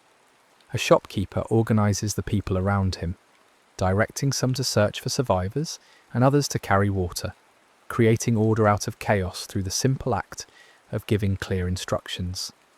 A woman who trained as a nurse years ago finds herself triaging injuries in the street, deciding who needs help immediately and who can wait, making judgments she was never trained to make on this scale. Communication is fractured. The telephone system is damaged. The telegraph lines are down. The usual methods of coordinating a response are not available, and so the response becomes organic, local, improvised. People help the person in front of them, and then the next person, and then the next. There is no grand strategy, no efficient deployment of resources. There is only the immediate and the urgent and the desperate. The Halifax Fire Department responds as quickly as it can, but the scale of the disaster is beyond anything they have trained for. The deputy chief, standing on a ridge and looking down at the north end, can see multiple fires burning, can see entire blocks that are simply gone, can see that normal firefighting methods will not be sufficient. He begins organising what resources he has, sending crews to where they might do the most good, but he knows even as he makes these decisions that they are inadequate. There are not enough men, not enough hoses, not enough water pressure, not enough time. The explosion has also damaged the city's infrastructure in ways that make the response harder. Water mains have burst, reducing the pressure available for firefighting. Roads are blocked with debris, making it difficult for equipment to reach the affected areas. Buildings that are still standing might be structurally unsound, making rescue work dangerous. And over all of this is the reality that no one yet knows the full extent of what has happened. Reports are coming in piecemeal, incomplete, often contradictory. Someone says the entire North End is gone. Someone else says it was a German attack. Someone else says it was an accident.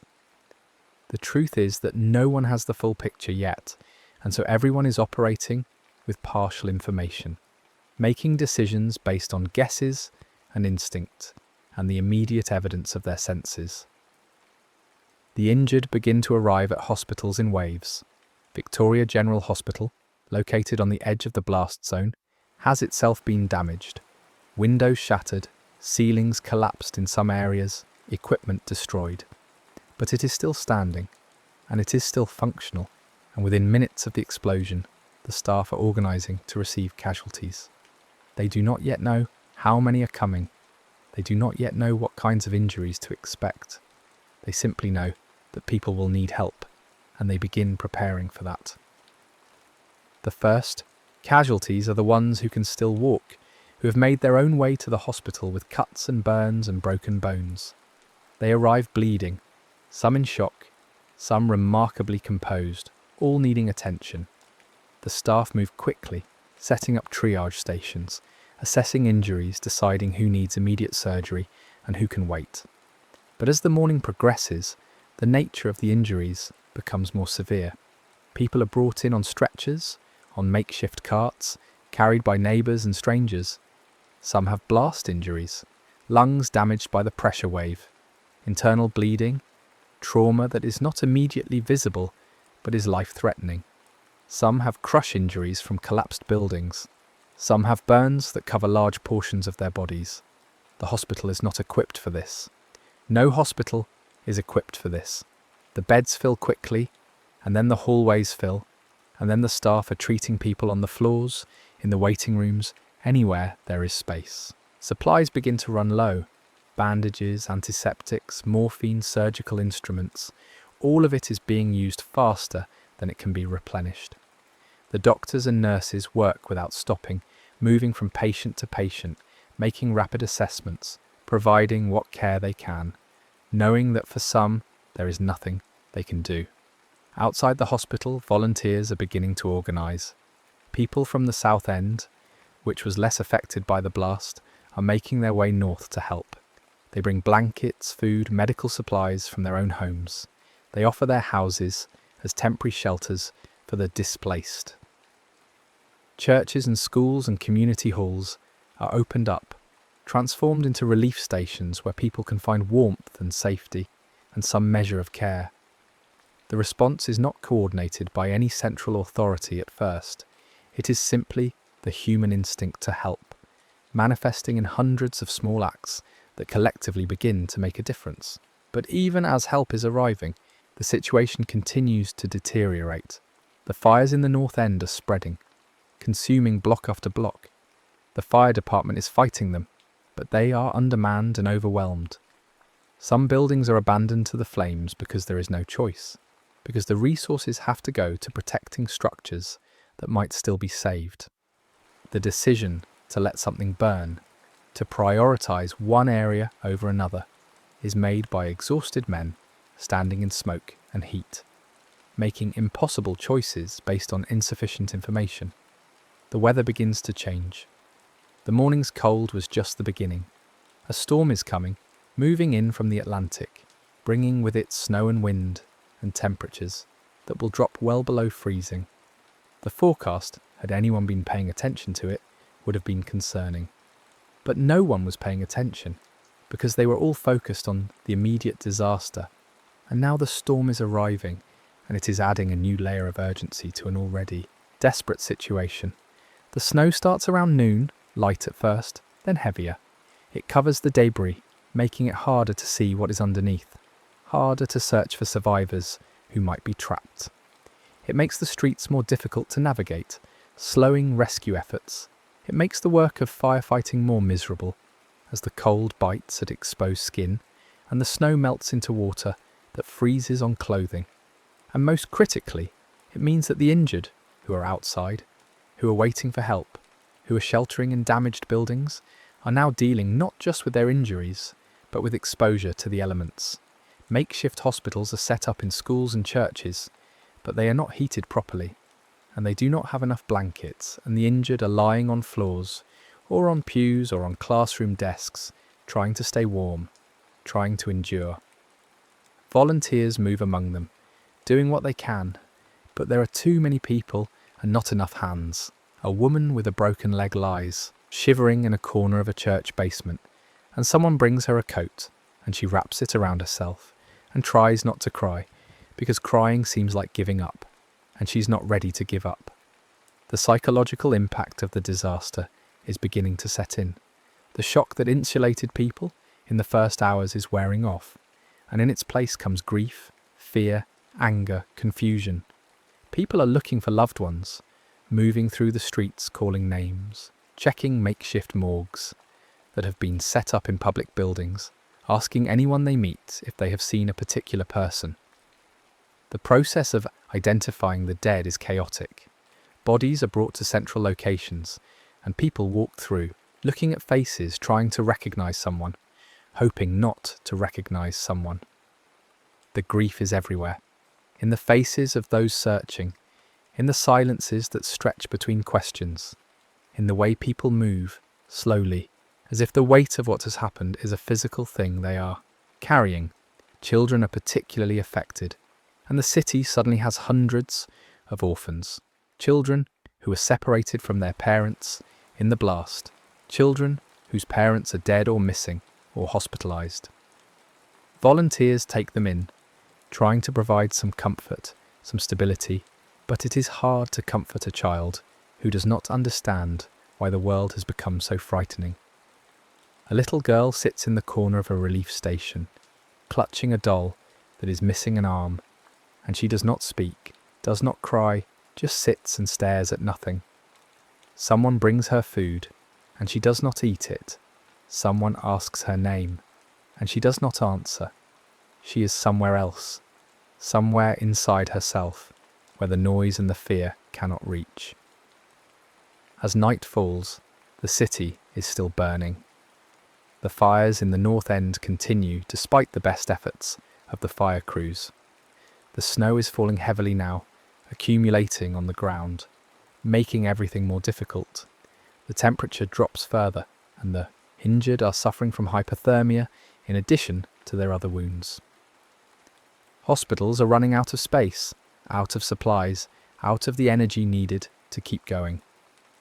Doctors and nurses have been working for over 12 hours without rest, and they will continue working through the night, because there is no alternative, because people are still dying, and as long as people are dying, they will keep working. The military has been mobilized, and soldiers are arriving to help with rescue efforts and to maintain order. They move through the streets with lanterns and shovels, searching collapsed buildings, pulling people from the rubble, carrying the injured to aid stations. The work is slow and dangerous. Buildings that are still standing might collapse at any moment. Fires might spread without warning. And all of it is happening in the dark, in the snow, in the cold that makes everything harder. Word of the disaster is spreading beyond Halifax. Other cities are beginning to mobilise. Relief efforts sending supplies, medical personnel, engineers, anyone who might be useful.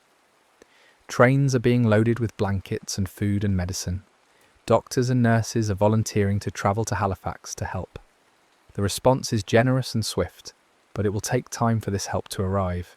And in the meantime, Halifax is on its own, dealing with a catastrophe that has exceeded every capacity it has. The blizzard intensifies overnight.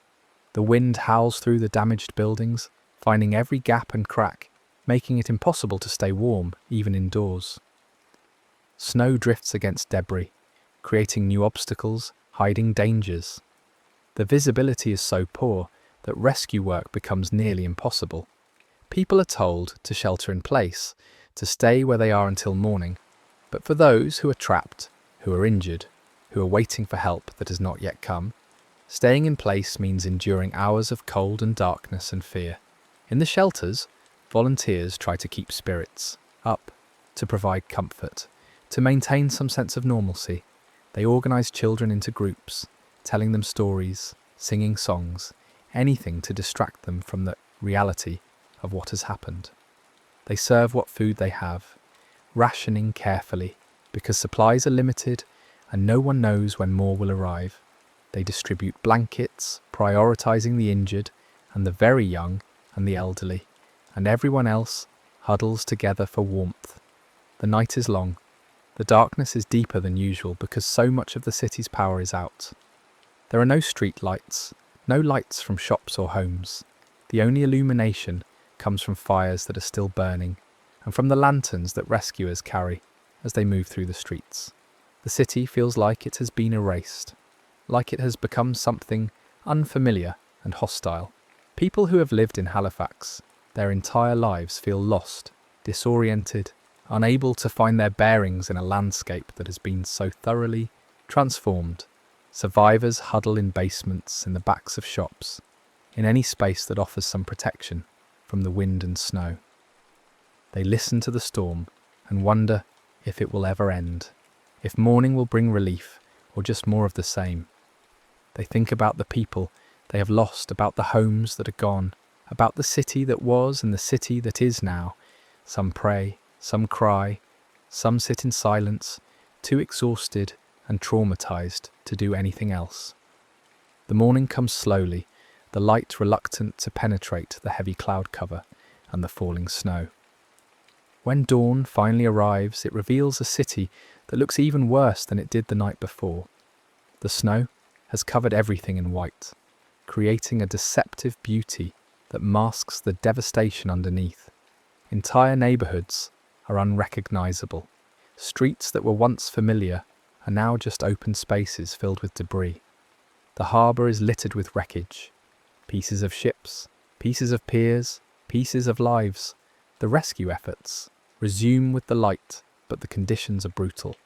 The snow is deep, the cold is intense, and the workers are exhausted. Many have been going for over 24 hours with little food or rest. Their hands are numb. Their faces are raw from the wind.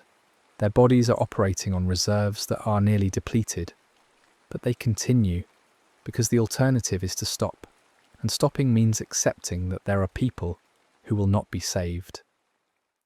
Medical supplies are arriving from other cities now, and the hospitals are able to restock their most critical items. Doctors from Boston, Montreal and New York are arriving to assist, bringing with them expertise in trauma care and disaster medicine.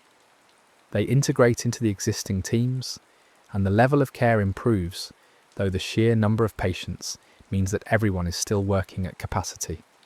The morgues are filling. Bodies are being brought in constantly, some identified, many not.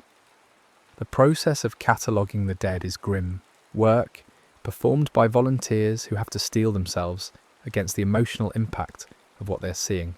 They record details, clothing, jewellery, physical characteristics, anything that might help someone identify a loved one later. The bodies are laid out in rows, covered with sheets, and families come through in a steady stream, looking, hoping not to find what they are looking for, hoping that their loved one is somewhere else, somewhere safe, even though deep down they know. The number of dead is climbing. The official count will eventually reach nearly 2,000, but that number does not include those who will die in the following weeks, from their injuries, from infections, from complications that arise later. It does not include those who are never found, whose bodies were vaporized in the blast, or buried so deeply in the rubble that they will not be recovered. The true toll is larger than any number can capture, because it includes not just the dead but the wounded, the traumatized, the displaced, all those whose lives have been permanently altered. The injured continue to arrive at aid stations days after the blast. Some have been trapped in collapsed buildings and are only now being found. Some have been caring for their injuries on their own, trying to avoid the hospitals because they seem too overwhelmed, but now infections are setting in, wounds are worsening, and they have no choice but to seek help. Each new arrival is a reminder that the disaster is not over, that the consequences are still unfolding, that there is no clean end point where everyone can say it is finished. One of the lasting impacts of the explosion is the number of people who are blinded. The blast occurred in the morning when many people were looking out their windows, drawn by the burning ship in the harbour. When the explosion happened, the windows shattered and glass was driven into faces at high velocity. Eyes were particularly vulnerable, and hundreds of people suffer eye injuries, many of them permanent. Children are particularly affected because they were the ones most likely to be standing at windows, watching the fire with curiosity. The thought of it, that curiosity, that innocent interest in something unusual, leading to blindness, is one of the many small tragedies that make up the larger catastrophe. The relief efforts begin to take on a more organised structure as the days pass. The government establishes a relief commission to coordinate aid, to manage the distribution of supplies, to oversee the reconstruction that will be necessary. Money and materials are pouring in from across Canada and from the United States. Boston, in particular, sends massive amounts of aid, a gesture that Halifax will remember and honour for generations. Trains arrive loaded with supplies, and volunteers work to unload and distribute them to the areas of greatest need. But even with help arriving, the scale of what needs to be done is overwhelming. Thousands of people are homeless, and winter is not going to wait. Temporary housing has to be built, quickly and in large quantities. Workers labour around the clock, constructing simple wooden structures that can provide shelter from the cold. These buildings are not comfortable, and they are not meant to be permanent, but they are warm and dry, and that is enough. The question of blame begins to surface. People want to know how this happened, want to know if it could have been prevented, want to know who is responsible. Investigations are launched, testimonies are taken, and the story of the collision and its aftermath is reconstructed in painstaking detail. The findings are complex. There were failures of communication, failures of judgment, failures of procedure. Both ships made decisions that contributed to the collision. But assigning blame does not bring anyone back, does not rebuild the homes, does not heal the wounds. It is a necessary process, a legal and moral reckoning, but it does not provide the kind of closure that people are seeking. What becomes clear in the aftermath is that the disaster was not the result of evil or malice. It was the result of ordinary human fallibility, amplified by the pressures of war and the complexities of managing a busy harbour. People made mistakes, and the consequences of those mistakes were catastrophic. This is perhaps more disturbing than if there had been a villain, because it means that there is no one to direct anger at, no clear target for the rage and grief that survivors feel. It means that the horror was random, that it could have happened to anyone, that the thin line between safety and catastrophe is even thinner than people want to believe. In the weeks and months that follow, the city begins the long process of recovery. Rubble is cleared, streets are restored, buildings are reconstructed. The physical scars of the explosion are slowly erased, though the process takes years. The North End is rebuilt, but it is not the same as it was. The streets are laid out differently, the buildings are newer, the whole neighbourhood has a different character. People who lived there before the explosion feel like they are living in a place that looks similar but is fundamentally different, a place that wears the shape of their old neighbourhood but does not have its soul. The psychological recovery takes longer, much longer. Survivors carry the trauma with them, replaying the moments of the explosion in their minds, startled by loud noises, anxious when they see ships in the harbour. Children who experience the blast grow up with nightmares, with fears they cannot articulate, with a sense that the world is not as safe as others seem to think it is.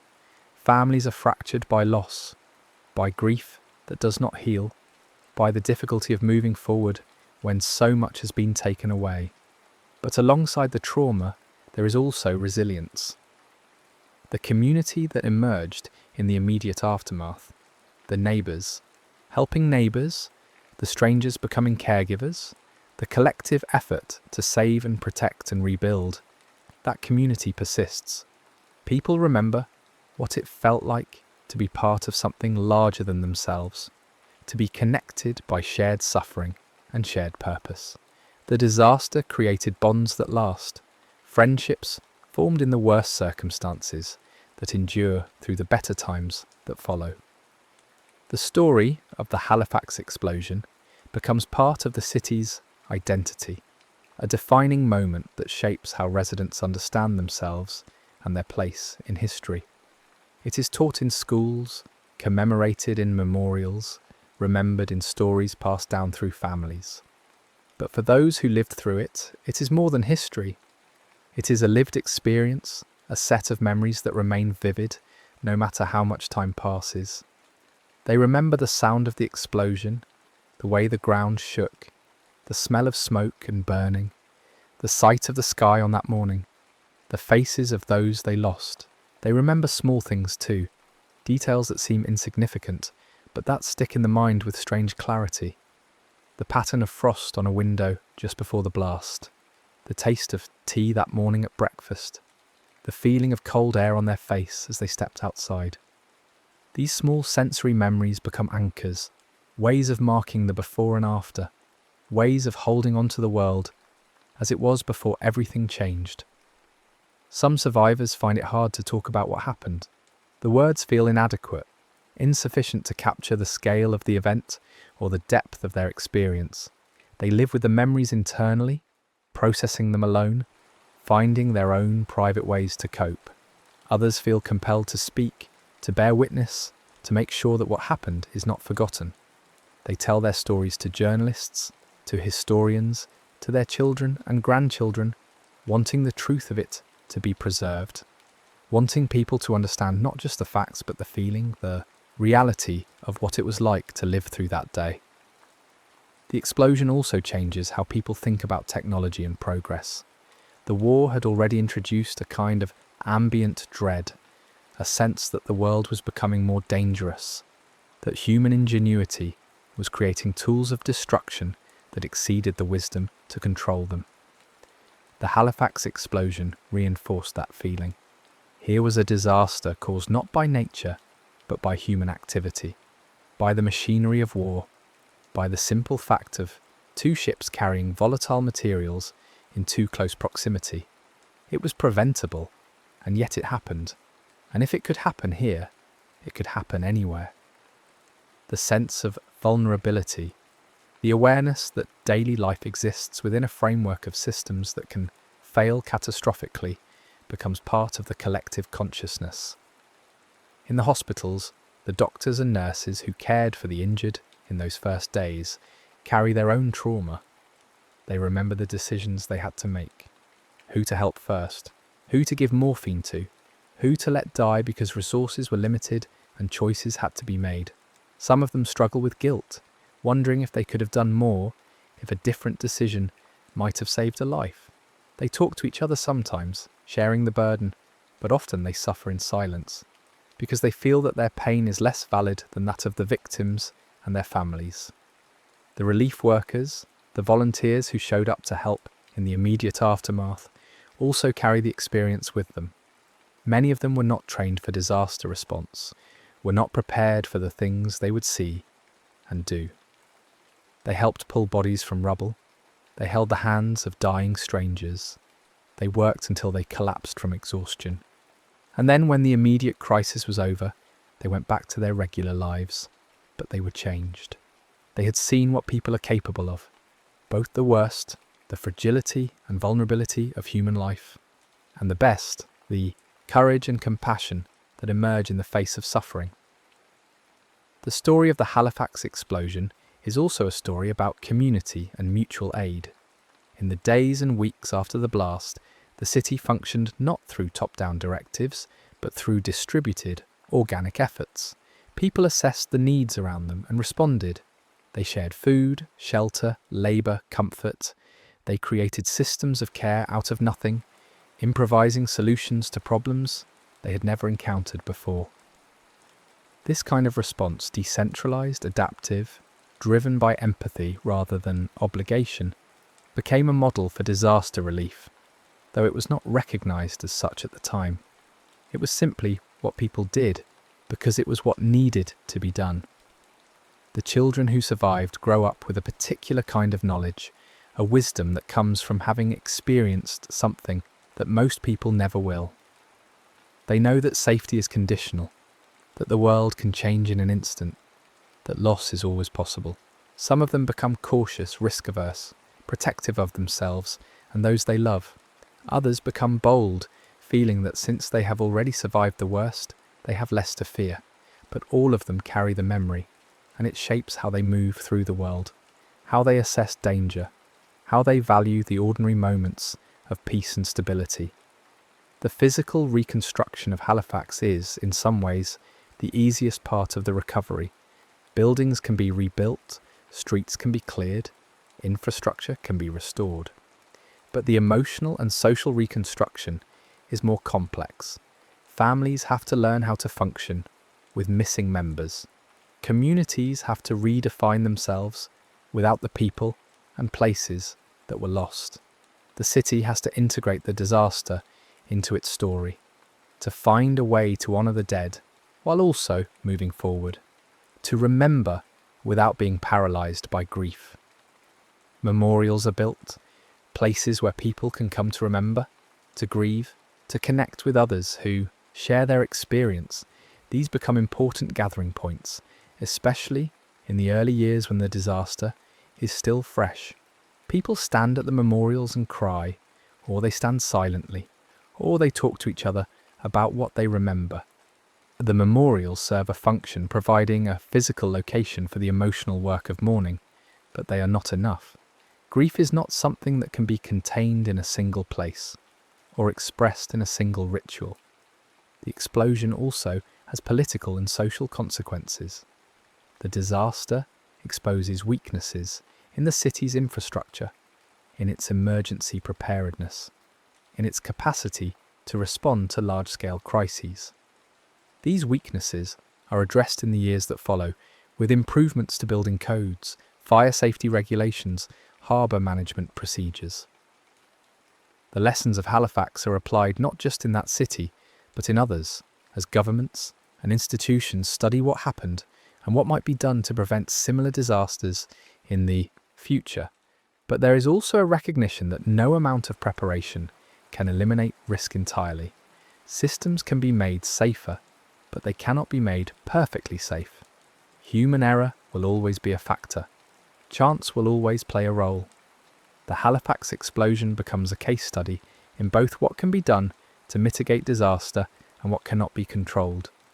It is a humbling lesson, a reminder that for all of human ingenuity and effort, there are limits to what can be foreseen and prevented.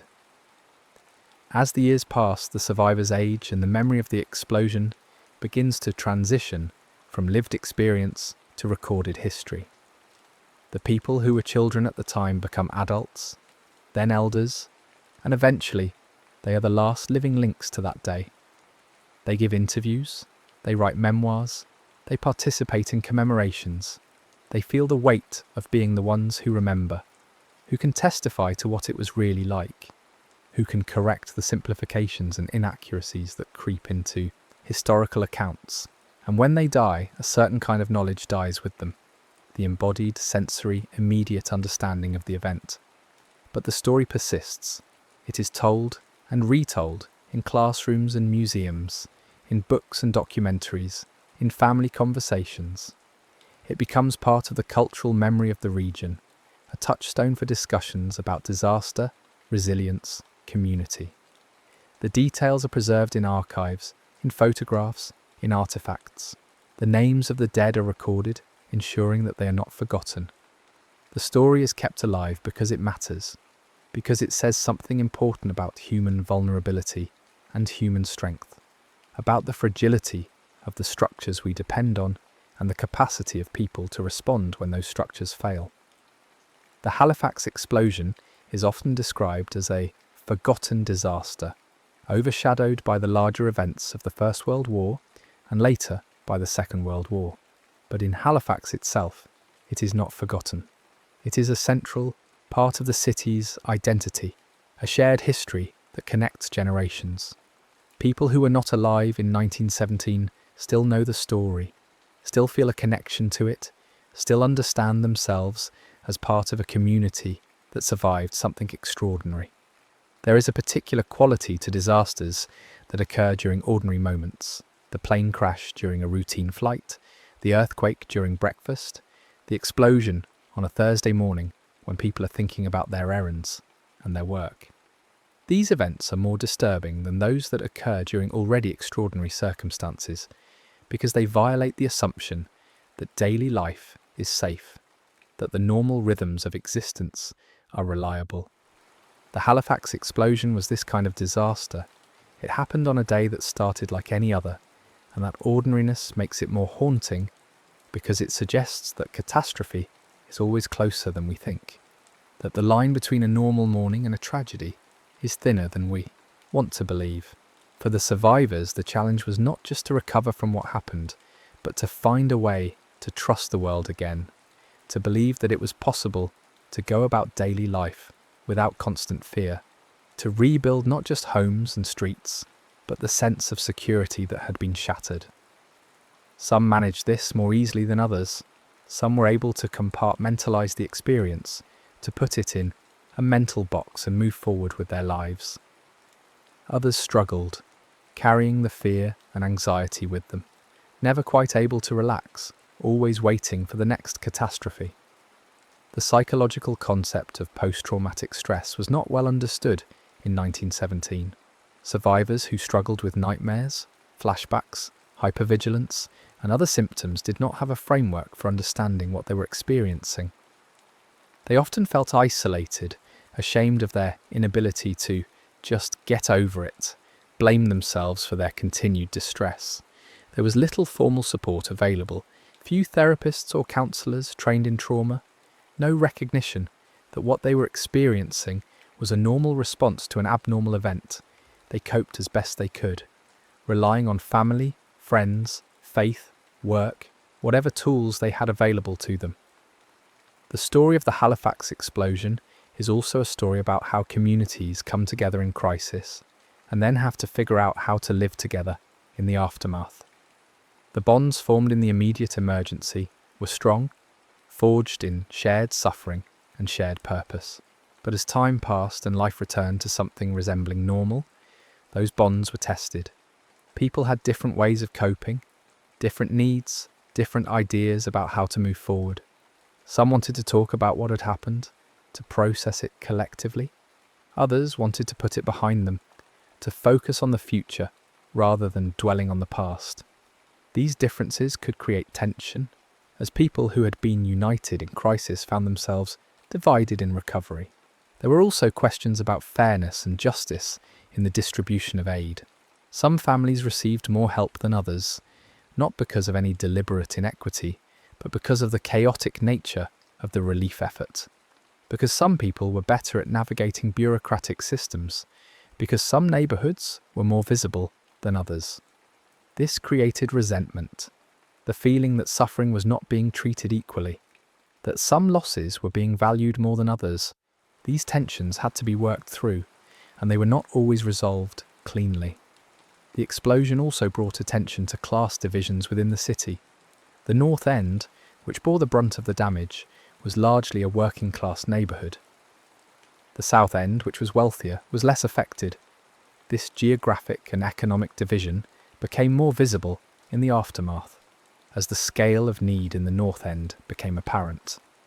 There was a generous response from those who had resources, but there was also an awareness that the disaster had not affected everyone equally, that privilege could provide a buffer even against something as random and indiscriminate as an explosion. The reconstruction of the North End became an opportunity to address some of the poor housing conditions that had existed before the blast. New homes were built to better standards, with more attention to safety and comfort. Streets were redesigned to be wider and safer. In some ways, the rebuilt North End was an improvement over what had been there before. But this was cold comfort to those who had lost their homes and loved ones, who would have preferred to have their old neighbourhood back, with all its flaws, rather than a better one purchased at such a terrible price. The maritime culture of Halifax also shaped how the disaster was understood and remembered. This was a city that had always lived in close relationship with the sea, that understood the ocean as both a source of livelihood and a source of danger. Ships had always come and gone, carrying cargo, carrying people, and there had always been risks, storms, collisions, mechanical failures. The explosion was an extreme example of what could go wrong, but it was not entirely outside the realm of possibility for a population that was familiar with maritime hazards. This cultural context meant that while the disaster was shocking, it was perhaps not as incomprehensible as it might have been in a landlocked city with no experience of the sea's dangers. The war context also mattered. In 1917, the world was already steeped in violence and loss. The war had been grinding on for 3 years, and people were accustomed to reading about casualties, about battles, about destruction. The Halifax explosion was an additional tragedy layered on top of the ongoing tragedy of the war. For some, this made it feel like just one more piece of a larger pattern of suffering. For others, it felt different, more personal, because it happened at home rather than on some distant battlefield. The explosion brought the violence of wartime into domestic space, into a place that was supposed to be safe. In the years immediately following the explosion, there was debate about how to memorialise the event. Some felt that a grand monument was needed, something that would match the scale of the disaster and ensure it was never forgotten. Others felt that the focus should be on practical matters, supporting survivors, rebuilding the city, taking care of the needs of the living rather than monuments to the dead. Both perspectives had merit, and the result was a compromise.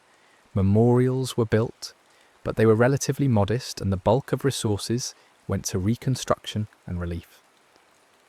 The story of the Halifax explosion has been told many times in many different forms. There are historical accounts that focus on the facts, the timeline of events, the sequence of decisions, the casualty counts, the physical damage. There are personal memoirs that focus on individual experience, what it felt like, what was seen and heard, how people survived and what they lost. There are artistic representations, novels, films, plays that try to capture something of the emotional truth of the disaster. Each telling emphasises different aspects, highlights different voices, serves different purposes, but all of them are attempts to make sense of something that resists easy comprehension, to find meaning in a tragedy that feels fundamentally meaningless. One of the enduring questions about the Halifax explosion is whether it could happen again. The specific circumstances were unique. 2 ships, one carrying explosives, colliding in a narrow harbour during wartime. But the broader pattern, a catastrophic failure resulting from the interaction of human decisions, technological systems, and chance, is not unique at all. It recurs throughout history, in different forms, in different places. The lesson of Halifax is not just about harbour, safety or munitions handling. It is about the inherent risks of complex systems, about the ways that small errors can cascade into large disasters, about the need for vigilance, communication, and respect for the potential consequences of the tools and materials we use. The survivors of the Halifax explosion lived the rest of their lives in the shadow of that event. It shaped their choices, their relationships, their sense of who they were. They carried the memory of that morning, of the sound and the shock and the aftermath, and they carried the absence of those who did not survive. They grew old, they raised families, they worked and retired, and continued with their lives. But a part of them was always standing in the ruins of Richmond on December 6, 1917, trying to make sense of what had happened. And in the end, the story of the Halifax explosion is not primarily about the explosion itself. It is about what came after, the response, the recovery, the resilience. It is about the doctors and nurses who worked until they dropped, about the volunteers who showed up, not because they had to, but because they could, about the neighbours who helped each other, about the strangers who became caregivers. It is about the city that was broken and then rebuilt. Not perfectly, not without scars, but rebuilt nonetheless. It is about the capacity of people to endure terrible things and to keep going, not because they're heroes, but because they're human. And humans have this strange and stubborn ability to survive and to care for each other, even in the darkest moments. The horror of the Halifax explosion is real and undeniable. The loss of life, the suffering, the destruction, all of it is part of the story and cannot be minimised or forgotten. But the other part of the story, the part about human connection and care and determination, is just as real. Both parts are true. The disaster was terrible, and the response was extraordinary. The city was devastated, and the city endured. People died, and people survived and helped each other survive. All of these things happened, and they all matter. In the quiet moments, late at night or early in the morning, survivors would sometimes find themselves thinking about that day, replaying it, wondering about the small moments that might have changed everything. What if the ships had passed each other safely? What if the fire had been extinguished? What if the warnings had been understood and heeded? These are the questions that haunt, the counterfactuals that can never be answered, the parallel world where tragedy did not occur and life continued on its ordinary path. But that world does not exist. The explosion happened, and all that followed from it happened, and the only choice was how to live with that reality. The Halifax explosion stands as a reminder that the world we inhabit is fragile, that the systems we depend on can fail, that disaster can arrive without warning on an ordinary Thursday morning. But it also stands as a reminder that when those systems fail, people do not simply collapse. They respond, they help, they rebuild, they grieve, but they also endure. They carry the weight of what happened, but they carry it together, and that shared burden makes it bearable. Not easy, but bearable. The children who were orphaned grew up. The injured healed, or they learned to live with their injuries. The displaced found new homes. The city rebuilt. Life continued, because that is what life does. It continues, even after the worst moments, even after it seems like it should not be possible. The survivors of the Halifax explosion knew this in a way that most people never have to learn. They knew that the world could break, and they knew that they could keep living in it anyway. They knew that loss is permanent, and they knew that there is still a path forward. Both truths coexisted, and both were honoured. And so, the story ends not with resolution, because there is no resolution to a tragedy of this scale, but with continuation. The sun rose the next day, and the day after that, and the days kept coming. The seasons changed, winter gave way to spring, and spring to summer, and the cycle repeated, and the city changed, and grew, and remembered. The people who lived through December 6th, 1917, carried it with them, and they passed the story to their children, who passed it to their children, and the memory persisted, not as a wound that would not heal, but as a scar, a mark of what was survived, a testament to what people can endure and what they can do for each other when everything falls apart. The next story is about to begin. Please relax and enjoy. The mind doesn't fear danger in the abstract. It fears uncertainty. It fears the moment when cause and effect stop connecting, when competence and preparation meet an outcome that shouldn't exist. Some historical events feel like a clean narrative with a beginning, middle, and end. Others feel like a sentence that stops mid-word, leaving the reader staring at empty space where meaning should be.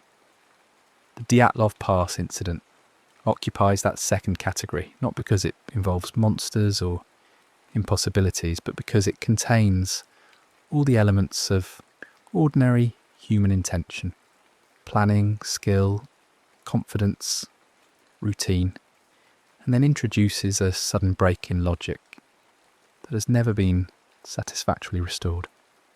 This isn't a story about supernatural forces or conspiracy theories, though those have certainly grown around the case, like moss on a stone.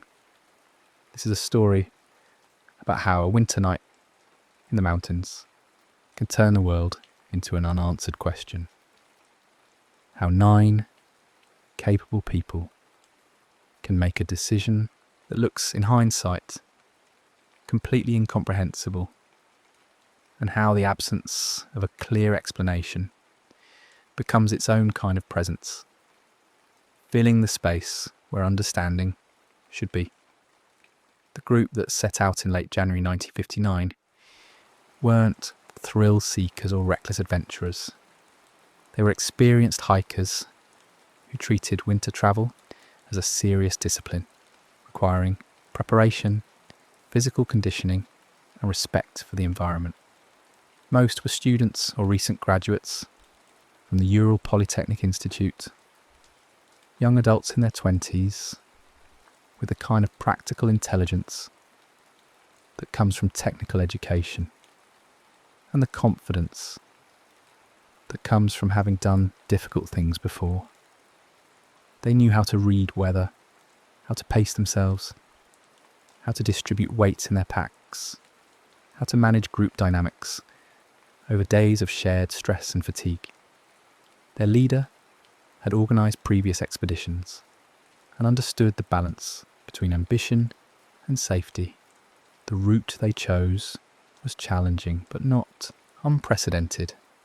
A Category 3 winter trek, which in the Soviet grading system meant serious but achievable for people with their level of training. They filed their plans with the university's sports club, established check-in dates, and packed methodically. Their equipment was appropriate for the era and conditions: canvas tents, wool clothing, felt boots, simple but functional tools. They carried food, matches, a camera, journals.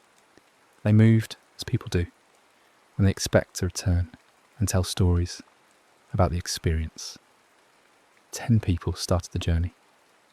1 turned back after a few days due to health issues. Nothing dramatic, just the kind of minor illness that makes continuing a long winter trek seem unwise. This detail matters because it proves the group wasn't operating under some collective delusion or death wish. When someone felt genuinely unwell, the decision to separate was made rationally, without drama. The remaining 9 continued, and the member who returned home became an unwitting witness to normalcy, carrying back with him proof that up until that point, everything had proceeded according to plan. The mood had been good. The group had been functioning well. There were no signs of internal conflict, no premonitions of disaster, no omens that would make sense only in retrospect. The mountains they entered aren't dramatic in the way of alpine peaks or canyon walls. The northern Urals are old mountains, worn down by time into rounded forms and rolling terrain. They are remote rather than vertical, characterised by vast distances, sparse vegetation, and a kind of horizontal emptiness that can be psychologically unsettling in its own way. The danger isn't in the steepness or the technical climbing. It's in the exposure, the weather, the way conditions can shift faster than plans can adapt, and the simple mathematics of distance, multiplied by cold, multiplied by limited daylight. Winter in this region is not a metaphor. It's a physical system with its own logic, indifferent to human presence. Temperatures can drop to levels where exposed skin freezes in minutes. Wind doesn't just make you uncomfortable, it strips heat from your body at a rate that overwhelms your ability to generate warmth. Snow isn't just something that falls. It accumulates, shifts, compacts, and moves according to wind and slope and time. The landscape becomes a constantly changing equation, where yesterday's safe route might be today's dangerous path. And the difference between those states might not be visible until you're already committed. The group understood this. They weren't ignorant. They had experience with winter conditions. They knew that mountains don't negotiate, that nature doesn't care about your plans, your competence, your worthiness. The environment is neutral in the most literal sense. It has no opinion about your survival. It simply creates conditions, and you either adapt to those conditions or you don't. This understanding was part of their preparation, part of why they took the endeavour seriously. The last fully ordinary day of the expedition proceeded as expected. They made distance, they managed their energy, they set up camp in a location that seemed reasonable given their position and the remaining daylight. Nothing about their behaviour suggested panic or poor judgment. The decisions they made were the kind of practical, incremental choices that experienced people make in the field. Where to stop, how to arrange the tent, what to prepare for the next day. If you could observe them from outside, you would see competence in action, routine expertise, applied to a challenging but manageable situation. This is what makes the later events so psychologically unsettling. The human brain naturally looks for consistency in behaviour, for decisions that follow from previous decisions in a logical chain. When someone acts in a way that contradicts their training, their personality, their obvious self-interest, we search for an explanation that restores coherence. We need the story to make sense. We need actions to have causes that we can understand. At some point during the night, and here the story begins to fracture, something changed. Not gradually, but suddenly. The group made a decision that, when discovered later, appeared to contradict everything known about their experience and intentions.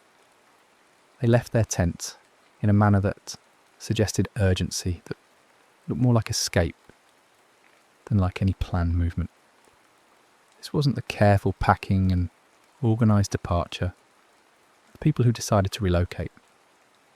This was rapid, immediate, driven by something that made staying seem worse than leaving. The tent became one of the case's most analysed pieces of evidence, though discussing it requires care to avoid sensationalism, while acknowledging why it matters.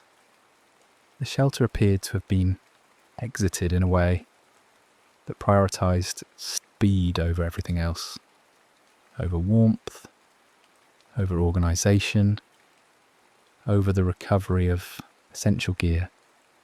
People who were trained to endure discomfort, who understood that winter cold kills quickly without proper protection, still chose immediate movement, overtaking even the few extra seconds required to dress properly or gather supplies. This is a detail that refuses to fit neatly into comfortable explanations. Experienced winter travellers know that your tent is your lifeline in severe conditions.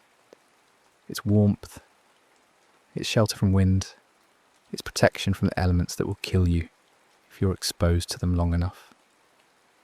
You don't abandon it impulsively unless you perceive a threat that feels more immediate than cold, more dangerous than exposure, more urgent than the need for the very equipment that keeps you alive. What kind of threat creates that perception? That's the question that has echoed through every investigation, every analysis, every theory proposed in the decades since. It's not enough to say they were scared. People who train for winter, mountaineering, are experienced with fear, with discomfort, with situations that require pushing through anxiety to make rational choices. The decision to leave suggests something that overrode their training, that triggered the kind of instinctive response that bypasses careful thought. After they left the tent, tracks were reportedly found, leading away from the site. Here again, the simplicity of the evidence creates a kind of quiet horror. Not chaos, not random scattering, but a direction taken with apparent purpose. The tracks suggested the group moved together initially, moving down slope toward a tree line that lay at some distance from their camping spot. This wasn't aimless wandering. It was movement toward a destination, which implies some level of coordinated decision-making, even in the midst of whatever drove them from the tent. Think about what this means psychologically. Even in a state of urgency, even having made the extreme choice to leave shelter in inadequate clothing, the group still moved as a unit with apparent direction. They weren't completely panicked to the point of losing all coherent thought. They were following some logic, responding to some assessment of the situation that made moving toward the trees seem like the right choice. But without knowing what they perceived, what they were responding to, that logic remains opaque. We see the behaviour, but not the reasoning. The mountain becomes, in this sense, predator-like, without being an actual predator. It creates a pressure so intense, so immediate, that movement feels safer than staying, even when staying is objectively the more survivable choice. This isn't about malice or intention. The environment has neither. It's about how extreme conditions can warp perception, how stress and cold and darkness can make the wrong choice seem like the right one, how the very systems in your brain that evolved to keep you safe can, under the right circumstances, lead you toward danger instead. When the group failed to check in at their expected return date, concern grew slowly at first, then rapidly. This is how these situations typically unfold. Optimism that they're just delayed, that conditions slowed them down, that there's a reasonable explanation for the silence. And the optimism gives way to worry as time extends beyond what can be explained by ordinary delays. Then worry becomes alarm, and alarm becomes action. A search effort formed, drawing on military resources, volunteer searchers, aviation support and local expertise. The northern Urals in winter are not a place where you can casually wander until you find what you're looking for. The distances are vast, the terrain is difficult. Visibility can be severely limited by weather and whiteout conditions, and every hour that passes reduces the likelihood of finding people alive if they're exposed to the elements.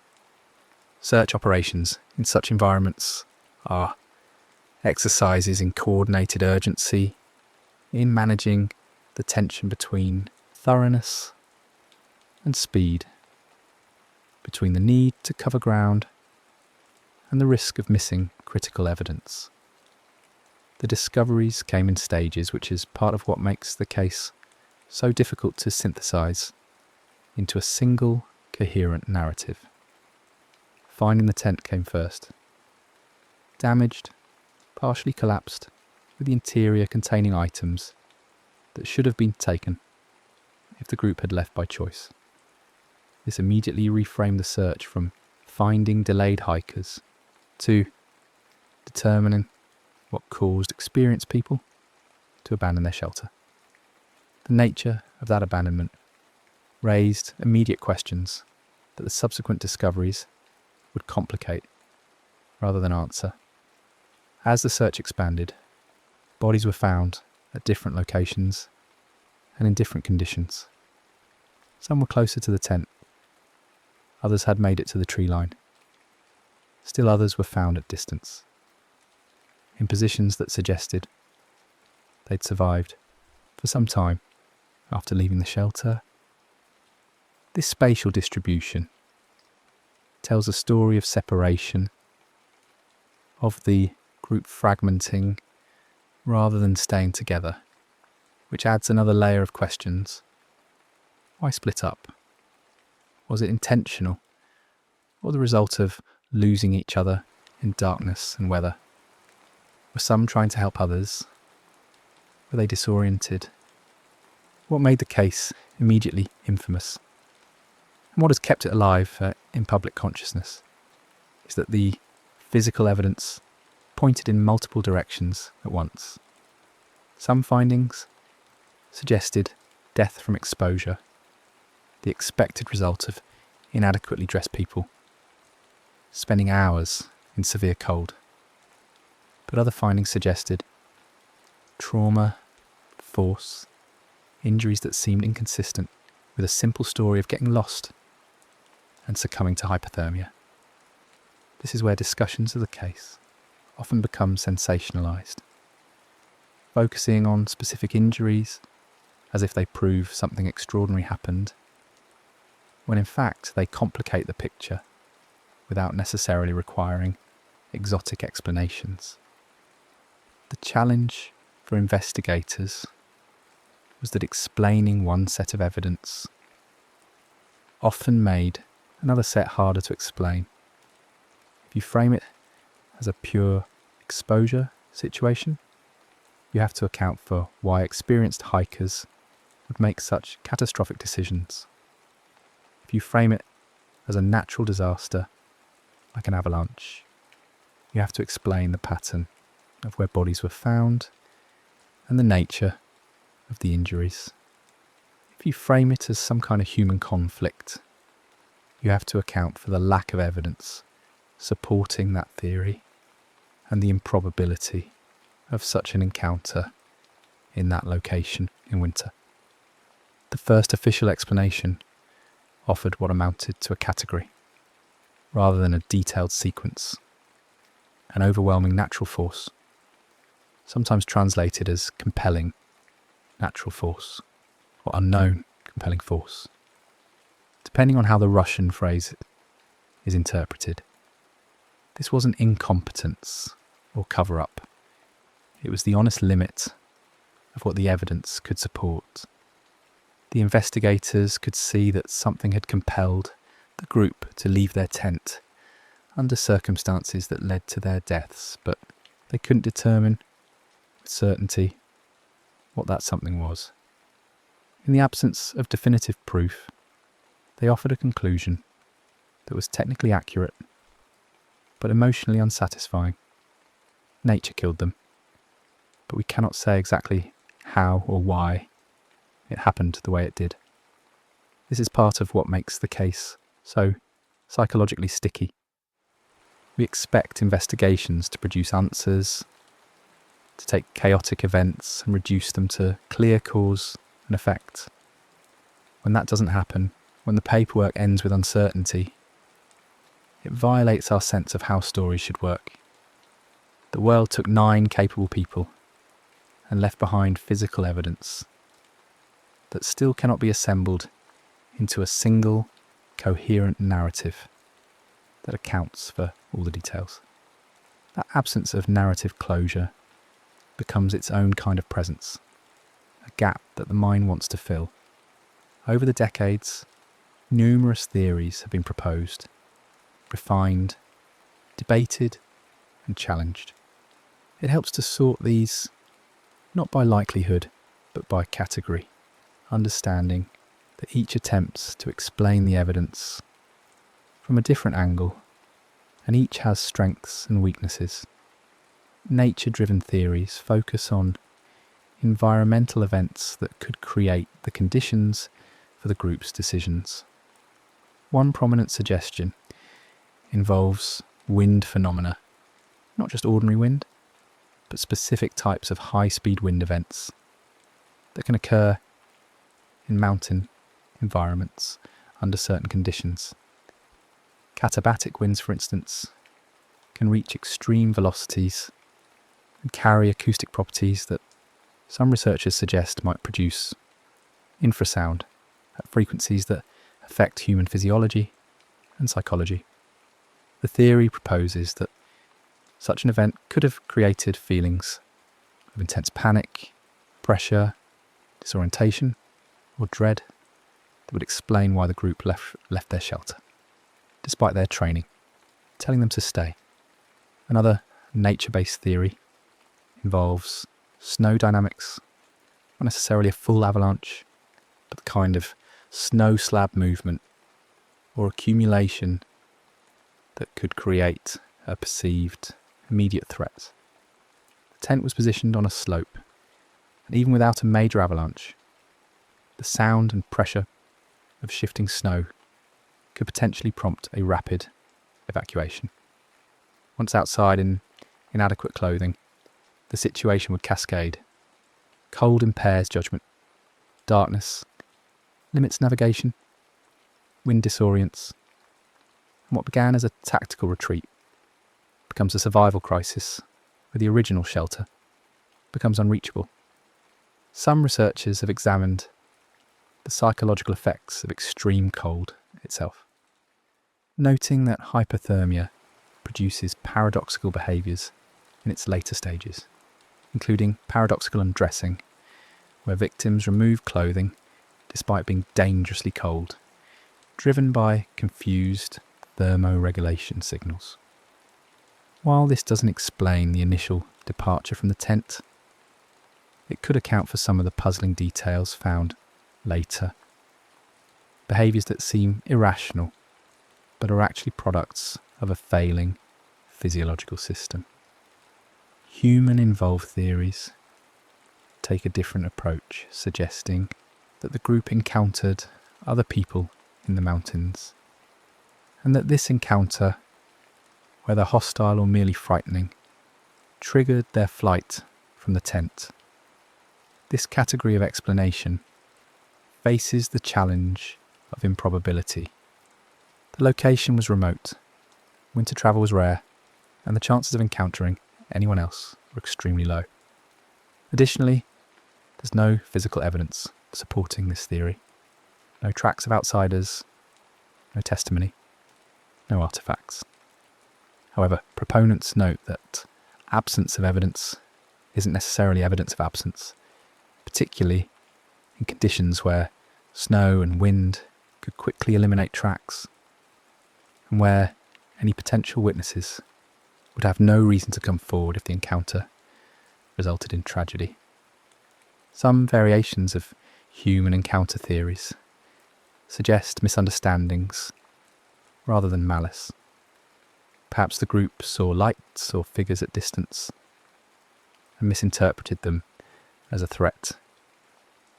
Or perhaps they were startled by sounds that they couldn't identify. Fear doesn't require actual danger, only perceived danger.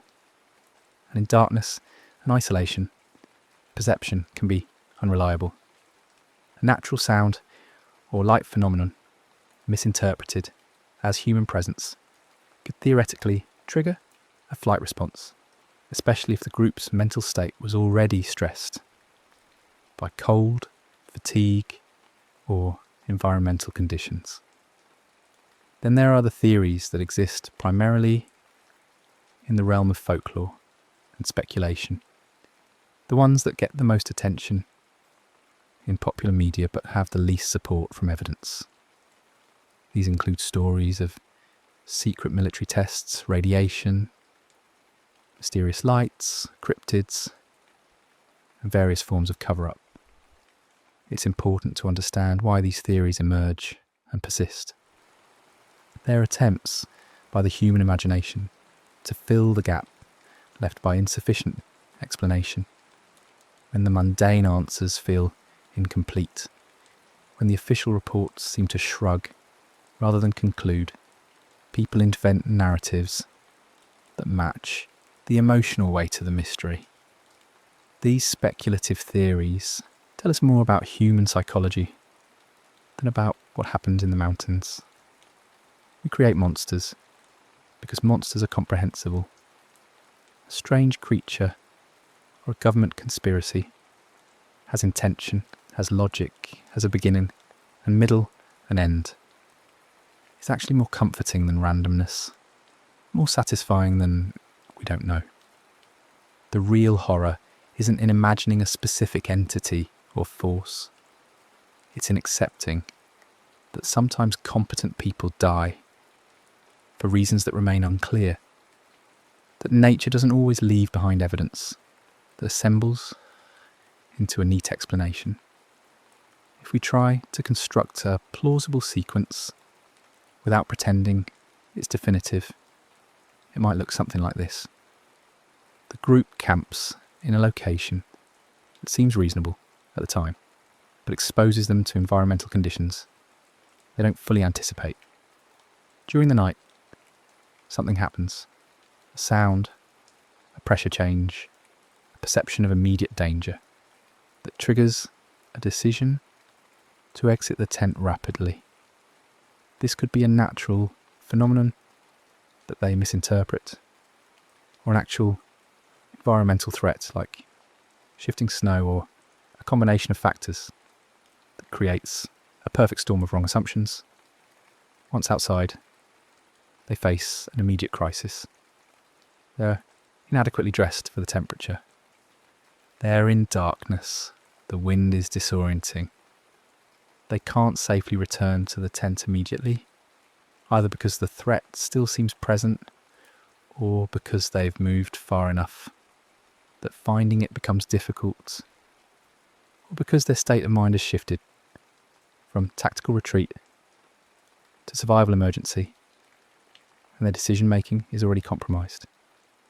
They move toward the tree line, which makes sense from a certain logic. Trees provide some wind protection, possibilities for fire, a landmark that's easier to locate than a single tent in darkness. But distance in winter mountains is deceptive. What looks close can take much longer to reach than expected, especially in darkness, in snow, with cold affecting your body's ability to move efficiently. By the time they reach the trees, hypothermia is already affecting them. Cognitive function starts to decline, coordination deteriorates, the ability to make clear decisions erodes, the group fragments, maybe intentionally, some trying to go back for supplies, others staying to start a fire, others becoming separated by accident. Maybe one person falls or gets injured, and others try to help, and the logistics of movement become impossible. Maybe they start to experience paradoxical behaviours from severe hypothermia. Maybe they simply run out of time. Cold is patient. It doesn't need to be dramatic. It just needs you to be exposed to it long enough. This sequence accounts for much of the evidence without requiring anything extraordinary. It's a cascade of unfortunate decisions made under stress, in conditions that magnify the consequences of those decisions, compounded by factors that impair judgment and prevent course correction. It's not a story about anyone doing something stupid.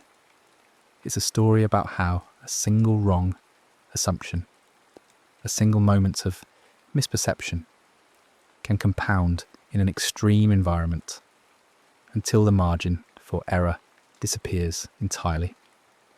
But even this explanation has gaps. It doesn't fully account for every detail, every injury, every aspect of the physical evidence. It's a framework, not a solution. And that's perhaps the most honest conclusion available. We can construct plausible narratives. We can eliminate obvious impossibilities. We can understand the environmental and psychological factors at play. But we cannot say with certainty exactly what sequence of events unfolded that night. The Dyatlov Pass incident endures in public consciousness, not because it's the most tragic hiking accident in history.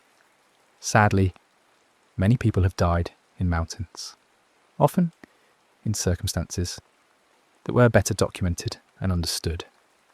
It endures because it sits precisely at the border between explicable and inexplicable, because it contains just enough strangeness to defeat simple explanations, while not containing so much strangeness that it can be dismissed as obviously fabricated or mythologized beyond recognition. The real theme here isn't about what killed 9 hikers in 1959. The real theme is about what happens when the mind encounters an absence of explanation. We are pattern-seeking creatures. We need cause and effect to connect. We need stories to have coherence. When we encounter a situation where the available evidence refuses to assemble into a satisfying narrative, where multiple explanations are possible, but none is definitive, our minds become uncomfortable in a way that's distinct from fear of a known threat. The predator in this story isn't a monster or a conspiracy, or even, strictly speaking, the mountains themselves. The predator is the combination of vast, indifferent nature and the human need for meaning. When meaning is absent, and we cannot say this happened because of that, and it makes sense, fear fills the space. Not fear of a specific thing we can name and avoid, but a more fundamental anxiety about living in a world where competence and preparation don't guarantee safety, where good decisions can still lead to disaster, where the universe doesn't always provide answers that satisfy our need for narrative closure. This is why the case remains famous decades later, why it continues to generate books and documentaries and theories and debates. It's not really about solving a historical mystery. It's about confronting the uncomfortable reality that some questions don't have answers we can access. That uncertainty is a permanent feature of existence. That the world contains true mysteries that will remain mysterious, not because evidence is being hidden, but because evidence is simply insufficient to eliminate doubt. Understanding this doesn't make the story less unsettling, but it does make it more honest.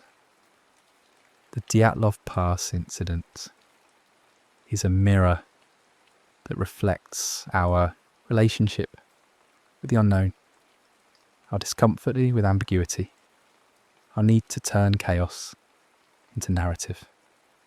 The 9 people who died in the mountains were real individuals with families, with futures that never happened, with skills and hopes and ordinary human complexity. They deserve to be remembered as people, not as characters in a mystery story, even as their deaths continue to pose questions that history may never definitively answer. What we can say with certainty is limited but important. They were competent. They prepared adequately for the trek they planned. They made decisions that seemed reasonable, given what they knew at the time. And then something went wrong, in a way that has proven difficult to reconstruct with confidence. We can say that extreme environments are unforgiving of mistakes, that cold kills efficiently, that darkness and isolation amplify danger, that the margin between safety and disaster in winter mountains is thinner than we often acknowledge. We can say that many scenarios are possible, that natural explanations exist that don't require anything beyond well understood physical processes, that the strangeness of the case comes not from any single impossible detail, but from the pattern of details taken as a whole. We can say that investigators did their best with the evidence available, that the official conclusions reflect genuine uncertainty rather than cover-up, that the case remains open in the sense that no explanation has achieved universal acceptance among researchers who've studied it seriously. We can also say that the human response to this case, the theories, the speculation, the folklore, tells us something valuable about ourselves. When we encounter a story that refuses to resolve, we don't simply accept the ambiguity. We fill it with meaning, sometimes with myths, always with our own psychological need for coherence. This isn't a failing. It's a fundamental feature of how human consciousness works. We are storytelling creatures living in a universe that doesn't always provide us with the stories we need. The Dyatlov Pass incident asks us to sit with discomfort, to accept that not knowing is sometimes the only honest answer, that the passage of time and the limits of evidence in some historical events will remain permanently ambiguous. This is harder than it sounds. Our minds rebel against it. We want closure. We want to know. We want the story to end with an explanation that accounts for everything, that transforms mystery into history, that lets us file the event away as understood. But perhaps there's value in learning to hold uncertainty without immediately trying to resolve it.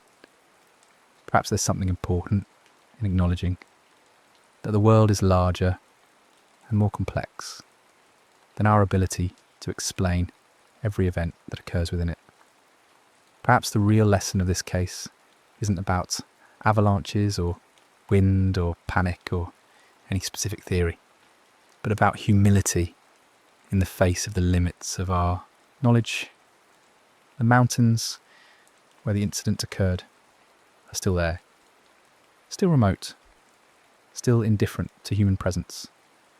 The northern Urals continue to generate weather and wind and snow according to the same physical laws that governed them in 1959. The landscape hasn't changed in any meaningful way. What has changed is the weight of memory and question that now attaches to one particular pass, one particular slope, where 9 people made decisions that led to consequences we can observe but not fully explain.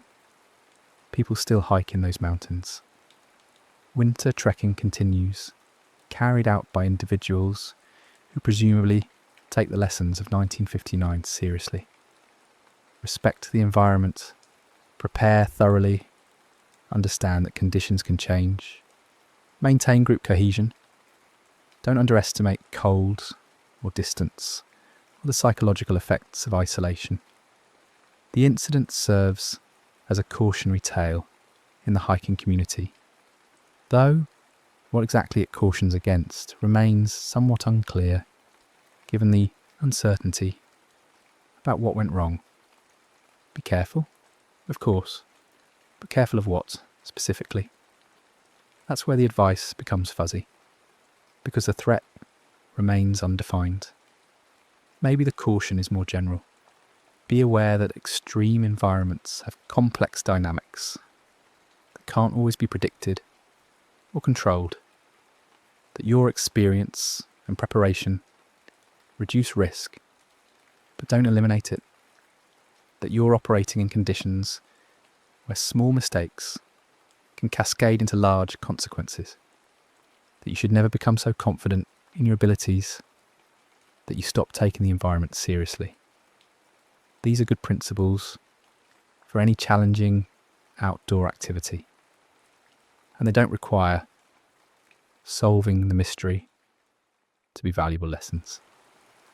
The families of the 9 hikers had to live with the absence of clear answers, had to process grief without the closure that usually comes from understanding how and why someone died. This is its own kind of suffering, distinct from the immediate loss. When someone dies in an accident, that makes sense. A car crash with a clear cause, a medical event with a diagnosis, even a hiking accident with obvious contributing factors. Survivors can at least construct a narrative that helps them process what happened. But when the cause remains uncertain, when multiple explanations are possible, but none is definitive, grief becomes more complicated. The passage of decades hasn't changed this for the families, though it has transformed the incident into something public, something discussed by people who have no personal connection to the victims. There's an ethical tension here. The human desire to solve mysteries, to investigate and theorise and debate, runs up against the fact that these were real people whose deaths caused real suffering. The case exists simultaneously as a historical puzzle and as a family tragedy. And those two framings don't always sit comfortably together. Most of the people who theorise about the incident do so at a distance, treating it as an intellectual exercise, a puzzle to be solved. This isn't necessarily wrong. Historical investigation and analysis have value, but it's worth remembering that every theory, every speculation, every documentary or books or article is ultimately about 9 specific individuals who died young, who never got to live the lives they might have lived, who are remembered primarily for the mysterious circumstances of their deaths, rather than for who they were as people. Their names were Igor, Zinaida, Lyudmila, Alexander, Rustem, Yuri, Yuri K, Nikolai, and Alexander. They were students and graduates. They had interests and personalities and relationships and plans. Some were experienced winter travellers. Others were newer to the discipline, but learning from those with more expertise. They weren't characters in a story. They were real people who happened to find themselves in circumstances that history has been unable to fully explain. The incident raises questions that extend beyond the specific events of February 1959. It asks us to consider how we remember tragedy, how we process ambiguity, how we balance the desire for answers against the respect owed to those who died. It asks whether there's a point at which speculation becomes ghoulish, where the search for explanation transforms into entertainment at the expense of the dead. It asks what we owe to historical truth when historical truth remains elusive. These aren't questions with clear answers either. Different people will draw different lines about what kinds of investigation and theorising are appropriate, what purposes they serve, what ethical boundaries should be maintained. Some family members have welcomed investigation, hoping that continued attention might lead to better explanations. Others have found the endless speculation painful, a constant reopening of old wounds. Both responses are valid. Both reflect different ways of coping with tragedy that refuses to resolve into comprehensible form. The scientific and investigative communities have continued to examine the case periodically, applying new techniques and perspectives as they become available. In recent years, some researchers have used computer modelling to test various theories about snow dynamics, avalanche risk, and wind patterns. These studies have produced results that support certain explanations over others, but they haven't achieved consensus. Different models produce different conclusions, depending on their assumptions. And since we can't know with certainty what conditions existed on that specific night in 1959, the models remain suggestive rather than definitive. Other researchers have focused on psychological and physiological factors, examining how cold affects human decision-making, how panic spreads in group situations, how hypothermia progresses, and what behaviours it can produce. This work has value beyond the specific case, contributing to our general understanding of human behaviour in extreme environments. But applying these general principles to the specific circumstances of the Dyatlov incident still requires making assumptions about what the group experienced, what they perceived, what their mental state was during the critical hours. Some investigations have tried to address specific details that seem anomalous, using forensic techniques to evaluate injuries, testing radiation levels to explain some early reports, analysing the deterioration of bodies and clothing, to understand what can and cannot be concluded from their condition when found. These efforts have successfully eliminated some exotic theories. No, there's no evidence of weapons or external attack. No, the radiation found on some clothing items was likely from contamination, either during the victims' lives or during the investigation process. No, many of the injuries are consistent with natural causes, post-mortem, or from the recovery process itself. Eliminating false explanations is valuable, but it doesn't automatically reveal the true explanation. It narrows the field of possibilities, but in a case where the field was already dominated by natural explanations that differ in their specifics rather than their fundamental nature, this narrowing doesn't resolve the core mystery. What specifically happened that night to prompt decisions that led to 9 deaths? The incident has become embedded in various cultural contexts. In Russia, it's a famous tragedy that most people have heard of, though the level of mystery surrounding it varies depending on who you ask. Some view it as fundamentally explained by natural causes, with some details lost to time and the limits of investigation. Others see it as genuinely mysterious, a case where something unusual occurred that official explanations haven't adequately captured. Still others treat it as a conspiracy theory, a case where the truth is supposedly being hidden for reasons that vary, depending on which conspiracy theory you are considering. Outside Russia, the case has become part of the broader genre of unsolved mysteries, often presented alongside other famous unexplained events in books, documentaries, and online discussions. This has contributed to its fame, but has also sometimes distorted it, emphasising the strangest aspects while downplaying the more mundane details that don't fit dramatic narratives.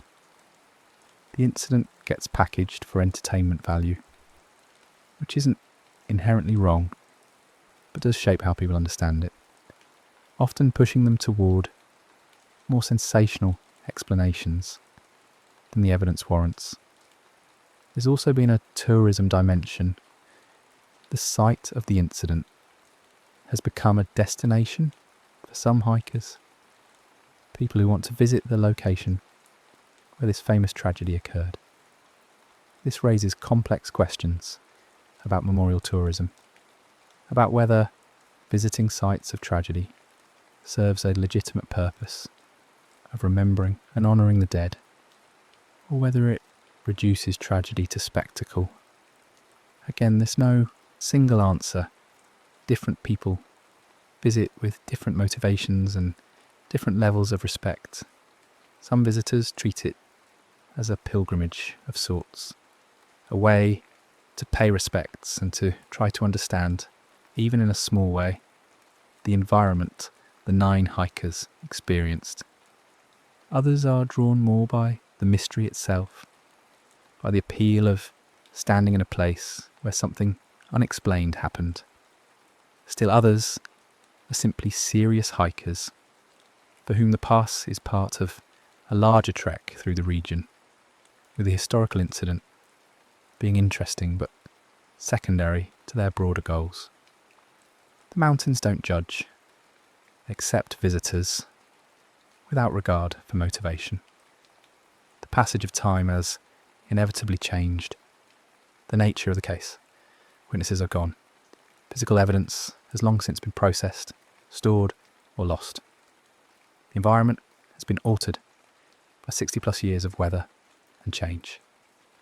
Any investigation now works primarily with documentation, photos, reports, testimony taken at the time, rather than with direct access to fresh evidence.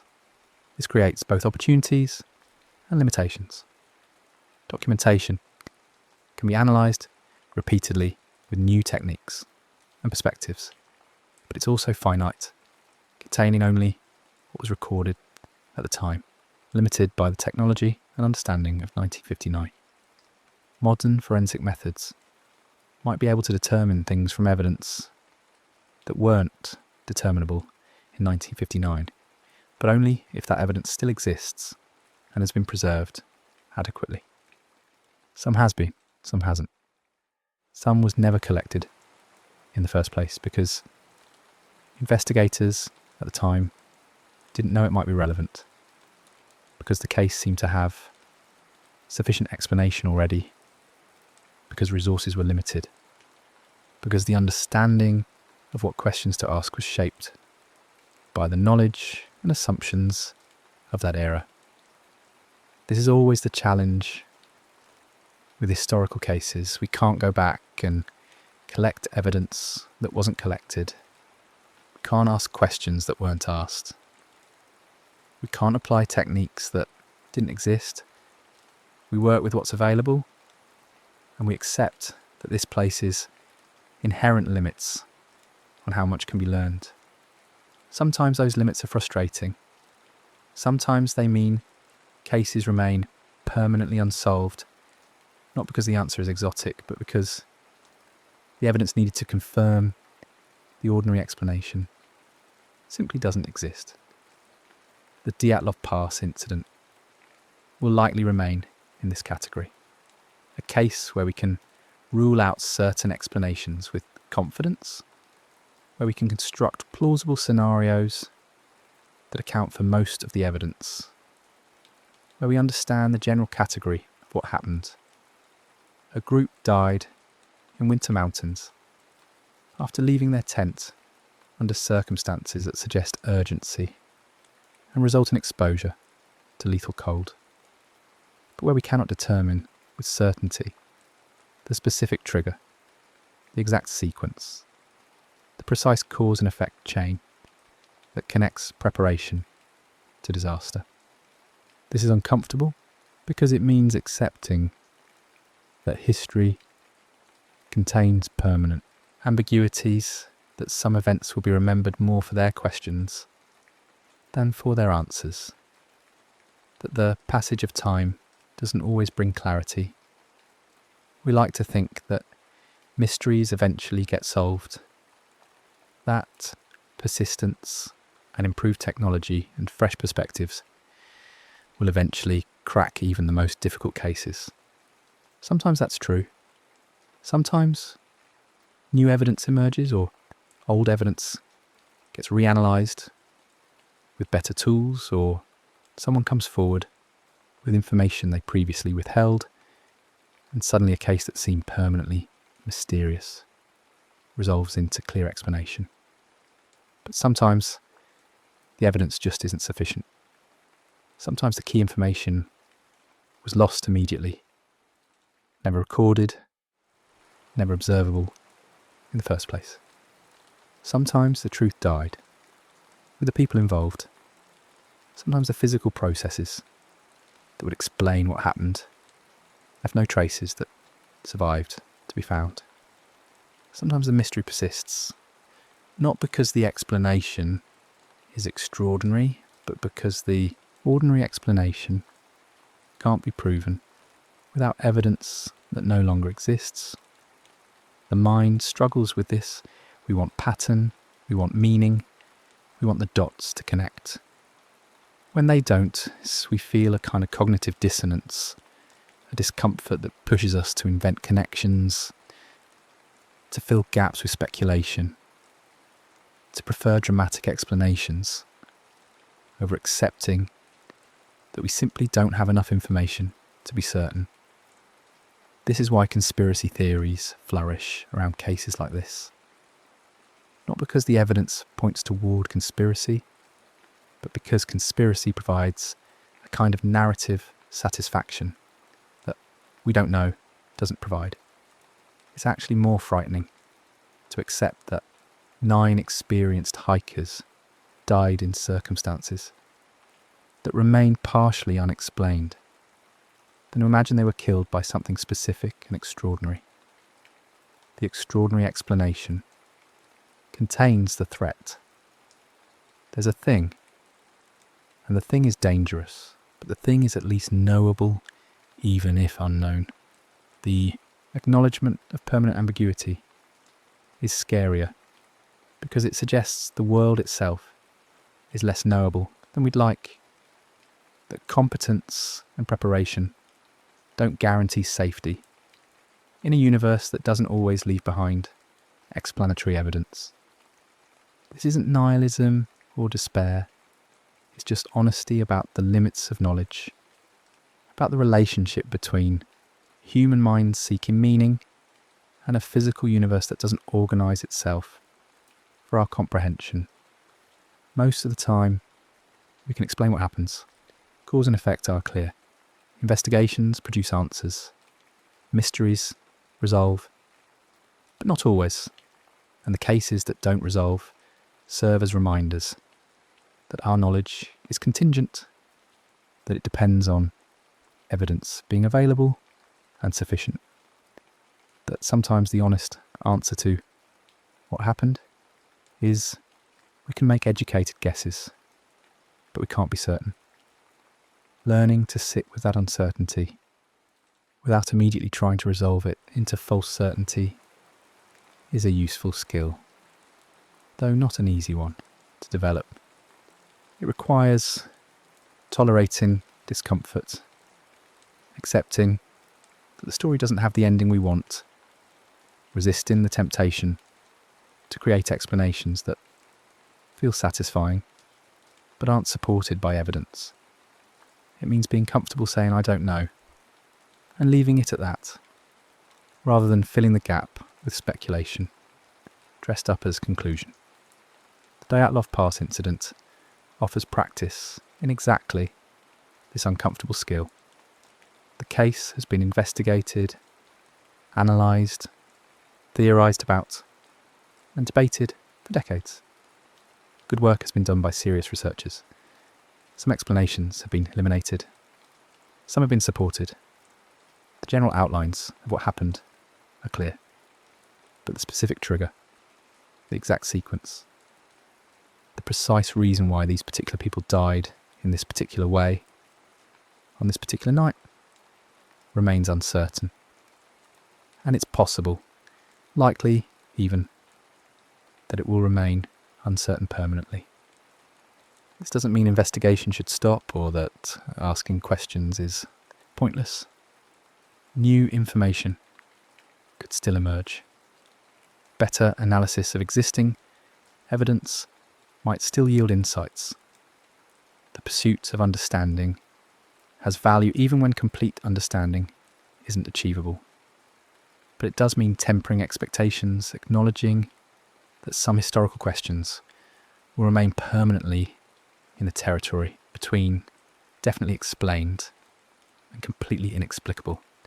That the most honest conclusion might always be a range of possibilities rather than a single definitive answer.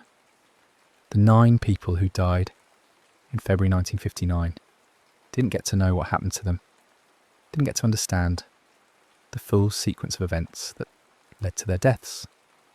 They made decisions based on incomplete information, on perception, rather than perfect knowledge, on the assessment that made sense to them in that moment, given what they could see and feel and reason about. They were doing their best in difficult circumstances with the information available to them. That their best wasn't sufficient to prevent tragedy doesn't mean they failed or were incompetent.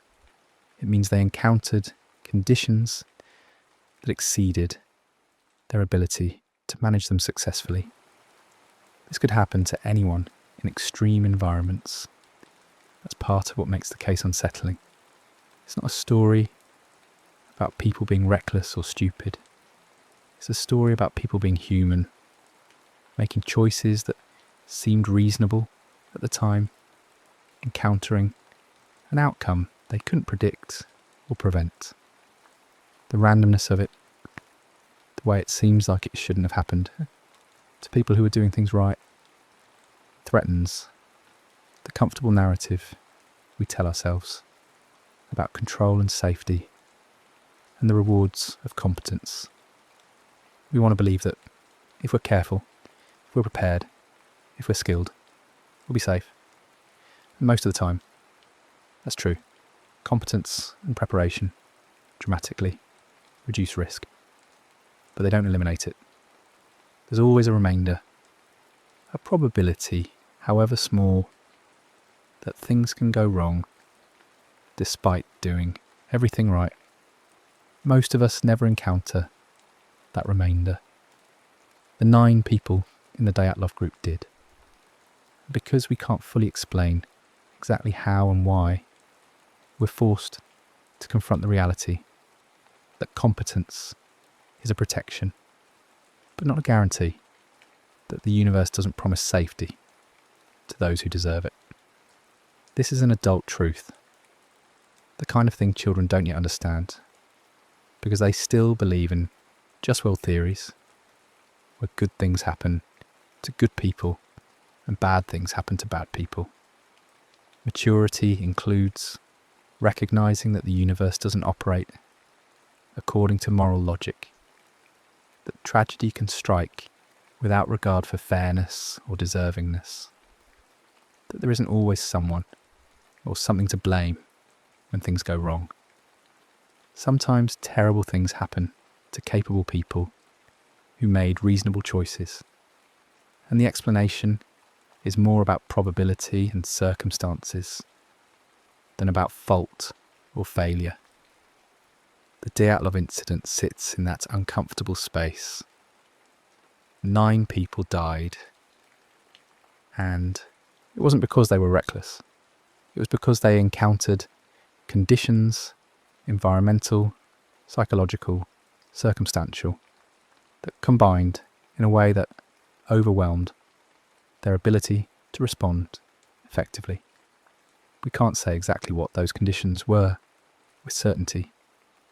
We can hypothesize, we can construct plausible scenarios, we can eliminate impossible explanations, but we can't point to a single clear cause and say, this is what happened, this is what killed them. This is the moment where if something had been different, they would have survived. That absence of a clear causal chain is what makes the story feel unfinished? What keeps people coming back to it, looking for answers? The mind wants completion. It wants the story to resolve. It wants to be able to close the book and say, now I understand. But this story resists that closure. It remains open, not because information is being withheld, but because the information that would close it apparently doesn't exist in recoverable form. So, what do we do with a story like this? How do we think about it in a way that's both honest and sleep-friendly? That acknowledges the tragedy without sensationalizing it? That accepts the uncertainty without letting it become a source of ongoing anxiety? Perhaps the answer is to recognise it for what it is, a historical event that resulted in 9 deaths where the exact circumstances remain partially unclear, when natural explanations are most likely but specifics remain uncertain, where human competence proved insufficient to prevent tragedy, and where decades of investigation have narrowed possibilities without eliminating doubt. We can honour the people who died by remembering them as people rather than as mystery characters, by treating their deaths with the seriousness they deserve rather than as entertainment. We can acknowledge that the case raises interesting questions about human behaviour, group dynamics, environmental risk, and the limits of investigation without pretending that these interesting questions have clear answers. We can accept that sometimes history doesn't give us the narratives we want, that the passage of time brings some mysteries into clarity while leaving others permanently hazy. We can learn practical lessons, even from an uncertain case, that extreme environments require respect, that preparation reduces but doesn't eliminate risk, that group dynamics matter in crisis situations, that cold is dangerous and kills efficiently, that darkness and isolation amplify danger, that the line between safety and disaster can be thinner than we realise. These lessons have value, regardless of whether we ever determine exactly what happened on that particular slope, on that particular night. And perhaps most importantly, we can practice sitting with not knowing. The Dyatlov Pass incident is an invitation to get comfortable with ambiguity, to accept that some questions will remain unanswered, to resist the urge to create false certainty when genuine uncertainty is the honest position. This is a skill that extends far beyond one historical case. Life is full of situations where we don't have complete information, where we have to make decisions without knowing all the factors, where outcomes occur that we can't fully explain. Learning to function effectively despite uncertainty, to accept mystery without letting it paralyse us, to hold questions open without demanding immediate answers. These are valuable capabilities. The Dyatlov case can be a kind of practice ground for developing them, a place to rehearse, accepting that we don't know and may never know exactly what happened, that this is uncomfortable but manageable, that we can think about the case without needing to solve it in order to achieve closure. The mountains where the incident occurred remain indifferent to all of this human processing. The northern Urals continue their slow, ancient existence, shaped by weather and time, hosting whatever hikers choose to traverse them, creating conditions that are sometimes manageable and sometimes lethal, according to physical laws that have no awareness of human presence or human need for explanation.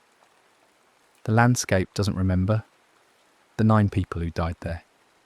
It doesn't mark the location as special.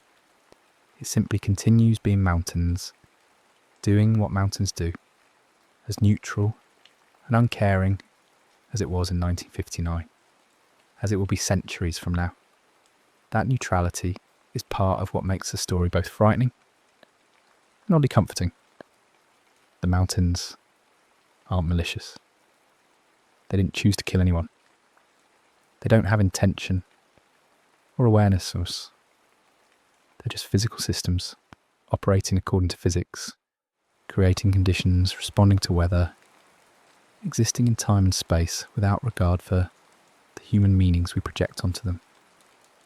Understanding this doesn't make the tragedy less sad, but it does remove any sense of cosmic injustice. The universe didn't target 9 specific people. They were in a specific place at a specific time when conditions aligned in a way that proved fatal. It's impersonal, which is terrifying in one sense, but also means it's not personal, not targeted, not meaningful in any moral sense. The predator, if we want to call it that, is simply the intersection of human vulnerability and environmental indifference.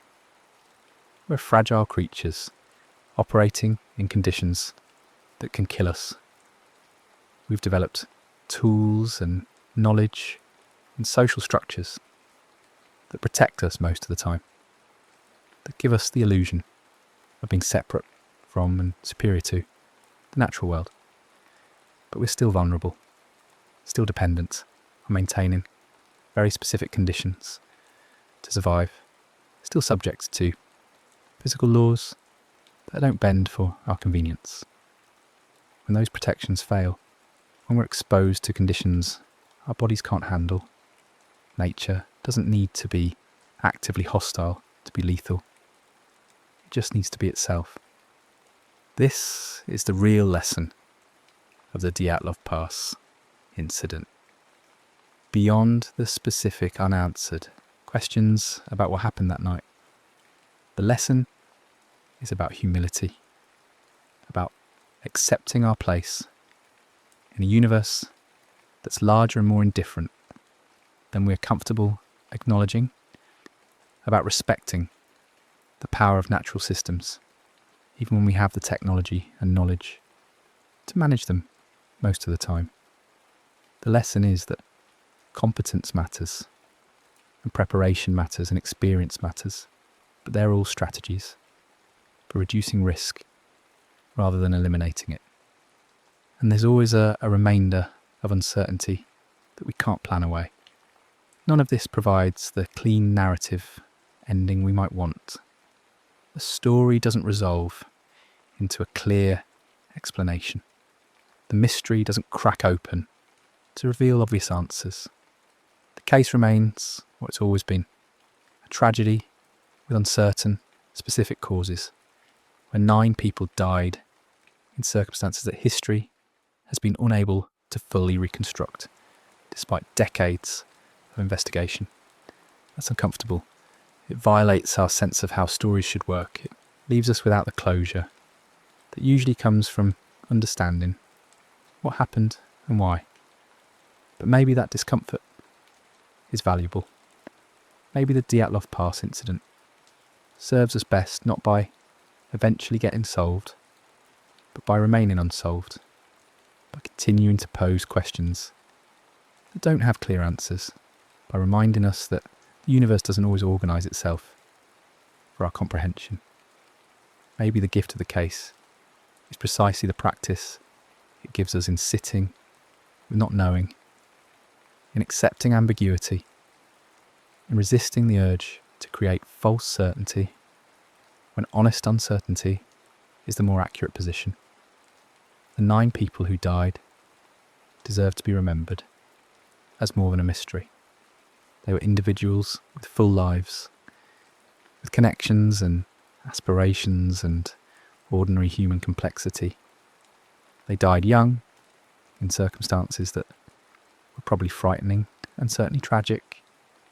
They didn't get to grow old, didn't get to have the experiences and relationships and achievements that might have defined their longer lives. And that's the real tragedy, not the mystery of exactly how they died, but the simple fact that they died at all.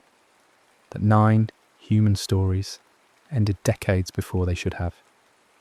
Their deaths have become wrapped in mystery and speculation, which in some ways honours them by keeping their memory alive, and in other ways obscures them by reducing them to characters in an unsolved puzzle. Both things can be true simultaneously.